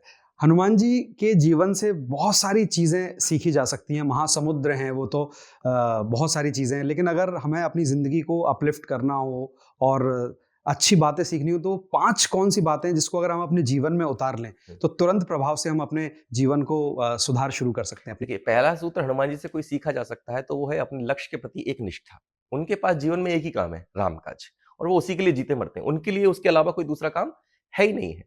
तो हर युवा को चाहिए, हर व्यक्ति को चाहिए कि वो अपने जीवन में एक लक्ष्य तो ऐसा बनाए जिसके लिए वो मरने-मिटने के लिए तैयार हो। ऐसा थोड़ी ना होता है कि 2 साल ये किया, आप 4 साल ये करेंगे, 5 साल वो करेंगे। ऐसा नहीं, एक ही फील्ड पकड़ लीजिए, एक ही क्षेत्र पकड़ लीजिए और उसमें निरंतर आप प्रयास करते रहिए। तो ये हनुमान जी से सीखिए। उनके पास एक ही काम है। क्योंकि वह व्यक्ति जीवन में कभी सफल नहीं होता जो अपने रास्ते बदलते रहता है, मंजिल बदलता रहता है जो अपनी, कि आज कभी मन किया कि बचपन में था कि अब इंजीनियर बनेंगे, फिर पता चला कि नहीं भैया, लाल बत्ती गाड़ी देखी तो बोले अब आईपीएस बन जाएँगे, और आईपीएस नहीं हो पाया तो बोले अब कुछ और कर लेंगे। तो ऐसे लोग थोड़ी ना, एक ही लक्ष्य को पकड़िए और लगे रहिए उस पर, रगड़ते रहिए, जन्म कोटि लगी रगड़ हमारी, जन्म मतलब लगे रहिए बस उस पर। ये हनुमान जी से सीखिए, पहला सूत्र। दूसरा सूत्र, उस लक्ष्य तो बन गया, अब लक्ष्य के प्रति आप निरंतरता रखिए। हनुमान जी अपने काम के प्रति इतने इतने मतलब सक्रिय है कि जब वो इतनी खतरनाक यात्रा पर निकलते हैं, लंका की यात्रा पर, तो रास्ते में उन्हें मैनाक पर्वत मिलता है, जो उन हनुमान जी से कहता है कि आप थोड़ी देर मुझ पर विश्राम कर लीजिए। हनुमान जी ने कहा कि राम काज करिए बिना मोहि कहाँ विश्राम। जब तक राम का काम नहीं करूंगा, तब तक विश्राम नहीं करूंगा। तो हर युवा को ये सोचना चाहिए, ये विचार करना चाहिए कि जब तक लक्ष्य ना मिल जाए, तब तक शांति से नहीं बैठना चाहिए। आलस का कोई काम नहीं, विश्राम की कोई जगह नहीं, निरंतर लगे रहिए। बाबा विवेकानंद ने कहा ना, उत्थिष्ट जागृत प्राप्य वराम्य बोध्य। उठो, जागो और निरंतर अपने लक्ष्य के प्रति सजग रहो, चलते रहो, चलते रहो, चरे वेती चरे वेती। तो ये हनुमान जी से दूसरी बात हम ये सीख सकते हैं। तीसरी बात हनुमान जी से ये सीखना चाहिए कि कभी तुलना नहीं करना चाहिए। सुरसा वहां तुलना का प्रतीक है। हनुमान जी के सामने जब सुरसा आई तो उसने बड़ा सा मुंह फैलाया, तो हनुमान जी उससे दुगने हो गए। जस जस सुरसा बदन बढ़ावा, तास दून कपि रूप दिखावा। हनुमान जी दुगने हो गए। अब हनुमान जी ये सोचने लगे कि यार ये बड़ी होती जाएगी, मैं इससे बड़ा होता जाऊंगा, ये और बड़ी होगी, मैं और बढ़ाऊंगा। मैं इसलिए तो नहीं निकला था, मैं तो राम का काम करने निकला था ना। तो हनुमान जी बिल्कुल छोटे से हो गए। बदन पैठ पुण्य बाहिर आवा, उसके मुख में गए और बाहर आ गए। उससे कह दिया, ले तू बड़ी बनी रहे, मैं छोटा ही ठीक हूं। तो हनुमान जी इससे सीखे कि तुलना में ना फंसे, कभी किसी से अपनी तुलना ना करें। क्योंकि जो व्यक्ति दूसरों से तुलना करता है, वो हमेशा अवसाद की स्थिति में रहता है। अगर आपको कभी किसी से तुलना करनी है तो खुद से करिए कि आप 5 साल पहले कहाँ थे और आज कहाँ हैं। आप 2 साल पहले कहाँ थे, आज आपने कितनी तरक्की की है। यदि उसमें आपका ग्राफ बढ़ा है तो आप स्वयं को शाबाशी दीजिए, और नहीं बढ़ा है तो प्रयास कीजिए। लेकिन कभी दूसरे से अपनी तुलना मत करिए, क्योंकि जंगल में कभी कोई शेर ने किसी बंदर से तुलना नहीं की, और बंदर ने कभी हाथी बनने का प्रयास नहीं किए, और हाथी ने कभी चीता बनने का प्रयास नहीं किए। हर व्यक्ति की अपनी अपनी क्वालिटी है, हर व्यक्ति अपने क्षेत्र का एक माहिर है उसमें, तो उसे वही करना चाहिए। तो तुलना तीसरी चीज है, हनुमान जी सीखे तुलना ना करें। चौथी चीज है कि आकर्षणों से बचें, क्योंकि जब आप अपने लक्ष्य के प्रति सजग हो जाएंगे, निरंतर चलते भी रहेंगे, फिर आपके सामने एक चीज आती है, आकर्षण। आपके सामने तरह तरह के लुभावने दृश्य आएंगे, लुभावनी चीजें आएंगी, और वहां आप अटक गए तो आप फंस गए। आप जैसे कि जब हम पढ़ने बैठते हैं या जो लोग अध्ययन करते हैं, उनके सामने बहुत सारी चीजें आती हैं। भाई मोबाइल ही देख रहे हैं, पता चला, मैं तो कई लोगों को देखता हूँ कि मोबाइल देख रहे हैं, वो इंस्टाग्राम आजकल है, तो लोग रील्स देखते देखते पता ही नहीं चला कि घड़ी की सुई दो दो बार उसने वो घूम गई। वो नहीं पता 2 घंटे बीत गए, ऐसे बस चलाते जा रहे हैं, चलाते जा रहे हैं। ये क्या है? आकर्षण है। हनुमान जी के सामने भी आकर्षण आए थे। ये जो सिंगनी मिली थी, वो आकर्षण का स्वरूप है कि हनुमान जी चल रहे हैं और ऊपर से उन्हें कोई खींच रहा है। हनुमान जी को ये नहीं पता चल रहा खींच कौन रहा है। खींच तो रहा है, पर कोई दिख नहीं रहा है। क्यों? नीचे वो राक्षसी थी, वो नीचे से खींच रही है। तो हनुमान जी ने उसको वहीं मारा और आगे बढ़ गए। तो हमको भी चाहिए कि जब हम अपने लक्ष्य के प्रति कुछ कर रहे हो, तो फिर फंसे नहीं इधर-उधर, क्योंकि ये तय है कि फंसाने वाली चीज़ तो आस-पास आएँगी, बहुत तरीके की आएँगी। उसके कई रूप होते हैं, सात्विक भी होती है, तामसिक भी होती है, राजसिक भी होती है। अब पता चले नींद ही है, बहुत आ रही है, अब जब काम पे जाना है तो वो नींद आ रही है, तो बोले थोड़ा-सा और सो लेते हैं, थोड़ा और सो लेते हैं, या कल कर लेंगे, परसों कर लेंगे। ये क्या है? ये वही है, आकर्षण है। आप आराम चाहते हैं, आपकी बॉडी आराम चाहती है। यहाँ आराम की आवश्यकता ही नहीं है, फँसना ही नहीं है हमको आगे, चौथी चीज़। और पाँचवीं चीज़ ये है कि समर्पण रखिए। हनुमान जी के साथ एक बहुत अच्छी चीज़ है कि वे भले ही बहुत शक्तिशाली हैं। बाबा लिखते हैं कि अतुलित बलधामम हेम शैलावदेहम। वह इतने बलवान हैं कि जिनके बल की तुलना नहीं की जा सकती। लेकिन उसके बाद भी वो समर्पण किसके चरणों में उनका? राम के चरणों में समर्पण है कि भैया मैं कुछ भी नहीं हूं, जो भी है राम है। तो इससे क्या होता है? इससे हनुमान जी के अंदर दो चीजें दिखती हैं आपको। एक तो उनका पुरुषार्थ, और दूसरा समर्पण। यानी हनुमान जी के पास अपने पुरुषार्थ से सुख भी है और समर्पण से शांति भी है, और जिसके जीवन में सुख और शांति दोनों है, उसका जीवन सफल है, उसका जीवन सुंदर है। तो ये 5 चीजें हमको हनुमान जी से सीखनी चाहिए। इन 5 चीज़ों में सर जो आपने तुलना वाली हुँ, चीज़ बताई कि हुँ, अपने काम को या अब किसी व्यक्ति को किसी हुँ, दूसरे व्यक्ति से हुँ, तुलना नहीं करनी चाहिए, हुँ, लेकिन हुँ, कभी-कभी मेरे मन में ये तुलना वाला ख़्याल आया, और मैंने आस-पास भी अपने लोगों को कहते सुना कि जो सुंदरकांड वक्ता होते हैं या किसी भी कथा के वक्ता होते हैं, उनका काम बड़ा आसान होता है, बड़ा हमें अच्छा दिखता है। अगर सोशल मीडिया पर हम देखते हैं बड़ी ख्याति है उनकी हाँ, हाँ, और लोग फॉलो कर रहे हैं उनको। हाँ। लेकिन इस कार्य में कितनी चुनौतियाँ हैं सर, ये हमारे व्यूअर्स को बताइए हाँ, आप? ये निश्चित तौर पर आप बिल्कुल सही कह रहे हैं कि बहुत ख्याति है, बहुत लोग सम्मान करते हैं, बहुत बहुत लोग आपको बहुत प्यार भी करते हैं, आपको सुनते भी हैं। ये तो इसमें कोई दो राय नहीं है, क्योंकि भैया जब आप देखिए, आप किसी मल्टीनेशनल कंपनी के मालिक का काम करेंगे, उसके जो उसका बॉस होगा उसका काम करेंगे, तो भी थोड़ा बहुत ख्याति आपको मिली जाती है। अब अगर किसी देश के प्रधानमंत्री के पीए हैं, तो निश्चित तौर पर आपकी वैल्यू तो होगी होगी। तो भैया जो लोग राम का काम कर रहे हैं, जो ईश्वर का काम कर रहे हैं, वो तो उस पूरे अखिल ब्रह्मांड नायक के पीए हैं। हम तो उनका काम कर रहे हैं, तो फिर हमारी खातिर क्यों ना हो? भई हमें लोग क्यों ना पूजें, हमें लोग क्यों सम्मानित ना, क्योंकि यहाँ सम्मान हमारा नहीं है, यहाँ सम्मान ईश्वर का है। ये कथावाचक को ध्यान रखना चाहिए कि जो उसको उसका सम्मान नहीं है, ये उसका, आप उससे जुड़े हैं। हमने चंदन को पकड़ रखा है, इसलिए चंदन से हम भी महक रहे हैं। इसमें हमारी कोई खुशबू नहीं है, खुशबू चंदन की है। तो निश्चित तौर पर ख्याति तो होती है भैया। जैसे कि कोई एक व्यक्ति को करंट लगाओ, अब आप उसको पकड़ लेंगे तो आपको भी करंट लग जाएगा। तो आपने उस परम पिता परमात्मा को पकड़ रखा है, जिसकी ख्याति चारों लोक, तीनों लोक में है, सब जगह है, तो निश्चित तौर पर ख्याति होती है। लेकिन चुनौती वाली बात कही, तो लोगों को लगता है कि बहुत आसान है सामने बैठकर ज्ञान देना, बड़बड़ करना। लेकिन मैं तो लोगों को कहता हूँ कि भैया आप 3 घंटे, 4 घंटे छोड़ो, आप तो हमारी जगह आधे घंटे आओ, हम आपको अवसर देंगे और आधे घंटे तक ये जो सामने सैकड़ों, हज़ारों लोग बैठे हैं, इनको भैया आप बाँध के दिखाओ। आप इनको कथा सुना के दिखाओ, आप इनको रिझा कर दिखाओ, आप पाएँगे कि ये इतना आसान नहीं होता है। आपको क्या लगता है मंच पर बोलना आसान होता है? मैं कहता हूँ आप साधारण से व्यक्ति को माइक पकड़ा दीजिए, कँप-कँपाता है व्यक्ति कि क्या बोलूँ, क्या ना बोलूँ? और हमको तो बैठ के साहब ईश्वर की कथा सुनानी है और हमको पता है कि ये सामने बैठे हैं, इनका मन भी नहीं लगता है क्योंकि आजकल इतना आकर्षण हो गया, लोगों के पास समय नहीं है, तो हमको 3 घंटे बाँधना है उनको। तो चुनौतीपूर्ण कार्य तो है। क्या आपने जो बताया सर, माइक पकड़ाने के बाद व्यक्ति की जो स्थिति हो जाती है, और मैंने कहीं पढ़ा भी है कि मौत के बाद इंसान को सबसे बड़ा डर जो होता है वो भीड़ में बोलने का। मिलने का, बिल्कुल सही बात कही आपने। तो एक ये भी है और दूसरी चुनौती ये भी है कि आप एक ही आसन में 3-3, 4-4, 5-5 घंटे एक ही आसन में कोई बैठ रहा है, बैठ के दिखाओ। भई उस समय आपके शरीर का भी धर्म होता है, आपको बहुत सारी क्रियाएँ आपको करनी होती है, आपको वो भी सब रोक के आपको बैठना है 4 घंटे, 5 घंटे। तो बड़ा काम है, आपको निरंतर बोलना है। आपको पता होगा कि विज्ञान कहता है कि सबसे ज़्यादा एनर्जी हमारी बोलने में खर्च होती है, तो निरंतर बोलना है। अब बोलना है ऐसा थोड़ी ना कि बैठ गए मंच पे तो अपने आप बोलने में आ रहा है। बोलने से पहले आपको अध्ययन करना है, अपडेट रहना है पूरा आपको। तो बहुत एक प्रोसेस, एक लंबा प्रोसेस होता है कि जो कथावाचक होते हैं, ये आपको लगा 3 घंटे यहाँ आ गए, अब इसके अलावा कुछ नहीं करेंगे, आराम से आराम थोड़ा ना करेंगे। पढ़ेंगे, अध्ययन करेंगे, ईश्वर को और साधना करेंगे अपनी, तब जाकर वहाँ बोल पाते हैं। आसान कुछ भी नहीं होता है। ये बात बिल्कुल सही कही आपने सर, जिंदगी में आसान कुछ भी नहीं है।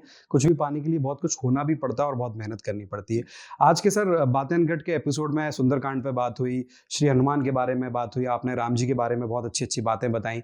और ये बातें करते करते मेरे मन में एक प्रश्न ये आया कि आध्यात्म और विज्ञान में श्रेष्ठ कौन है? देखिए इसका एक छोटा-सा प्रश्न मैं आपसे ही करूँगा कि माता और पिता में श्रेष्ठ कौन है? इसका कोई जवाब है? नहीं हो सकता।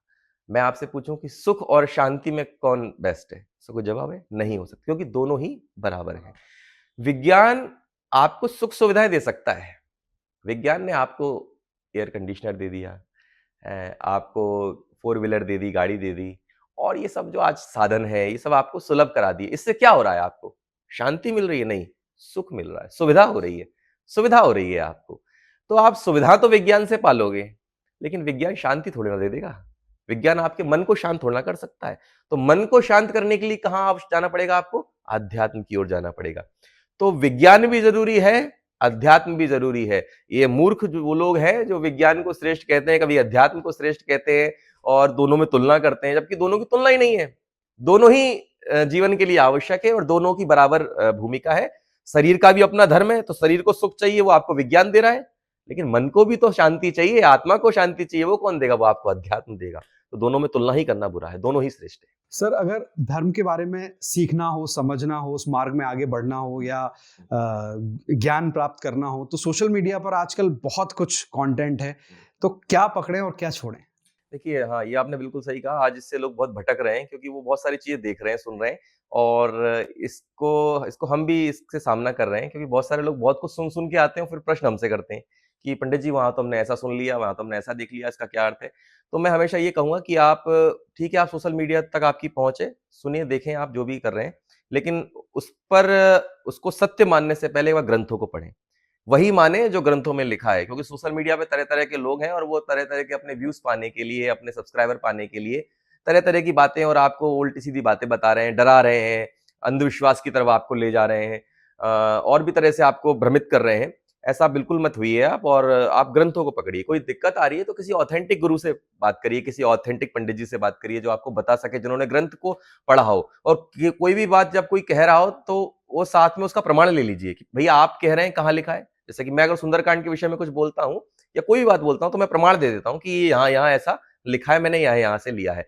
तो आप भी उस चीज को तभी माने जब वो लिखी हो, वरना बिल्कुल ना माने, उस कंटेंट को छोड़ दें। क्योंकि अगर आप कहते हैं कि आप ना पढ़ें तो ज्यादा ठीक है, गलत पढ़ने से तो वो भला है। पूजा पाठ की सही उम्र क्या है? अ, मैं आपसे जानना चाहूंगा कि भाई जीवन में सफलता प्राप्त करने की, आगे बढ़ने की क्या सही उम्र में कोई उम्र नहीं है। तो आप जब जब जीवन में सफलता प्राप्त करना चाहते हैं, जब ऊंचाइयां चाहते हैं, तब आप करने लगे। तो मुझे लगता है कि जिस क्षण आपको ये महसूस होने लगे कि आपको जीवन को उत्तम बनाना है, उच्च बनाना है, आप उस दिन से उस ईश्वर का पल्ला पकड़ लीजिए। क्योंकि भक्ति केवल एक कोई कार्य नहीं है, बल्कि आप जो करना चाहें, आप इंजीनियर बने, डॉक्टर बने, आईपीएस बने, या जो भी बिजनेस करें, कुछ भी करें आप, उसमें आपको सहायता देगी भक्ति। जब आप भक्ति करते हैं तो आपके अंदर आत्मविश्वास जागृत होता है, आपके अंदर ऊर्जा जागृत होती है, आपके अंदर सहन शक्ति आती है, धैर्य आता है, आपके अंदर नैतिकता आती है, संवेदनाएं आती हैं। और ये सारी चीजें जिस व्यक्ति के पास आ जाती हैं, वो जिस क्षेत्र में जाएगा उस क्षेत्र में सफलता प्राप्त करेगा। सर, बातें अनकट के पॉडकास्ट के जो भी हमारे व्यूअर्स हैं, उनके मन में अगर ये सवाल है कि सुंदरकांड को और आसान तरीके से अगर समझना है तो उसके लिए क्या किया जा सकता है? देखिए, सुंदरकांड को समझने के लिए, समझाने का काम तो बहुत सारे लोग गुरु कर ही रहे हैं, और निश्चित तौर पर वो बहुत सुंदर कार्य कर रहे हैं। लेकिन एक कार्य मैंने भी किया है छोटा-सा, अपनी पुस्तक के माध्यम से, कि उस पुस्तक में मैंने सुंदरकांड को आसान तरीके से लिख दिया, ताकि वो लोग कनेक्ट कर पाएँ उससे अपने जीवन को। और चूँकि यदि सुंदरकांड का अर्थ समझना है तो गीता गौरव प्रेस की बहुत सारी किताबें आती हैं, उसके नीचे उसका अर्थ भी लिखा रहता है। तो आप उस अर्थ को पढ़ सकते हैं। लेकिन वो अर्थ हमारे लिए उसका भी एक अर्थ है कि वो क्यों ज़रूरी है? भई हनुमान जी लंका जा रहे हैं तो उससे हम क्या सीख सकते हैं? और क्या-क्या ऐसा सूत्र है सुंदरकांड में जो हम जिनसे सीख सकते हैं? क्योंकि सुंदरकांड में हनुमान जी के बड़े मंत्र हैं। बड़े सुंदर-सुंदर हनुमान जी से हम जीवन प्रबंधन सीख सकते हैं, लाइफ मैनेजमेंट सीख सकते हैं। तो वो यदि हमने सीख ली तो हमारा जीवन सुंदर बन जाएगा। जैसे कि एक चौपाई मुझे याद आती है कि हनुमान जी की जो बातें अपने जीवन में व्यक्ति मान लेता है, उसका जीवन धन्य हो जाता है। 2 उदाहरण आपको मानस में देखने को मिलेंगे, रामायण में देखने को मिलेंगे। पहला सुग्रीव, उसके जीवन में कुछ भी अच्छा नहीं था। सब कुछ बर्बाद था, पत्नी छिन गई, राज्य छिन गया, भाई मारने के लिए दौड़ रहा है पीछे-पीछे, सुग्रीव अपने जान बचाए घूम रहा है। उसको किसी का आसरा नहीं था, उसको केवल एक भरोसा था कि यार मेरा कुछ बुरा नहीं होगा क्योंकि हनुमान मेरे साथ है। और उसको इतना भरोसा था, और एक समय बाद हनुमान जी ने उसके जीवन में सब कुछ मंगल कर दिया। तुम उपकार सुग्रीवहि कीना, राम मिलाए राजपद दीना। हनुमान जी का पल्ला पकड़ लिया था। एक और है व्यक्ति, हनुमान जी लंका में गए तो विभीषण से बात हुई। तो विभीषण से भी हनुमान जी ने बहुत सारी बातें कही, बहुत सारे सूत्र कहे, और बहुत सारे सूत्र उन्होंने रावण के सामने, रावण की सभा में भी जाकर कहे। किसी ने नहीं मानी, एक ही ने मानी। किसने? विभीषण ने। इसलिए बाबा ने लिखा, तुमरो मंत्र विभीषण माना, लंकेश्वर भय सब जग जाना। उन्होंने विभीषण ने हनुमान जी का मंत्र माना और उनका जीवन मंगल हो गया। तो इस तरह के बहुत सारे मंत्र सुंदरकांड में, और उन छोटी-छोटी बातों को मैंने अपनी इस पुस्तक में लिखने का प्रयास किया है। तो यदि सुंदरकांड को सरल तरीके से समझना है हमको कि हम उससे क्या सीख सकते हैं, तो मेरी ये जो पुस्तक है, मेरी नज़र से सुंदरकांड, ये एक अच्छा आपके लिए माध्यम बन सकती है। तो ये पुस्तक आपको अमेज़न और फ्लिपकार्ट से मिल सकती है, मुझसे मिल सकती है। तो जब मैं ये किताब लाया हूँ तो मैं सोच रहा हूँ ये आपको भी भेंट कर दूँ, ताकि आप भी इसे पढ़ें और अपने जीवन में उतारें, और अन्य लोगों को भी ये बताएँ कि हम सुंदरकांड से क्या सीख सकते हैं। तो ये मैं आपको तो भेंट कर देता हूँ। सौभाग्य सर मेरा, ये बातें अनकट की टीम को ये भेंट मिली है अंकित जी की तरफ से, और जैसे मंदिर जाने के बाद प्रसाद मिलता है, ऐसे आज ये ज्ञान वाली किताब हमें मिली। हाँ, आप इसको पढ़िएगा, और बड़े आराम-आराम से आप इसको पढ़ेंगे इस किताब को, तो निश्चित तौर पर आपको सुंदरकांड के जो सूत्र हैं, वो आपको समझ में आने लगेंगे।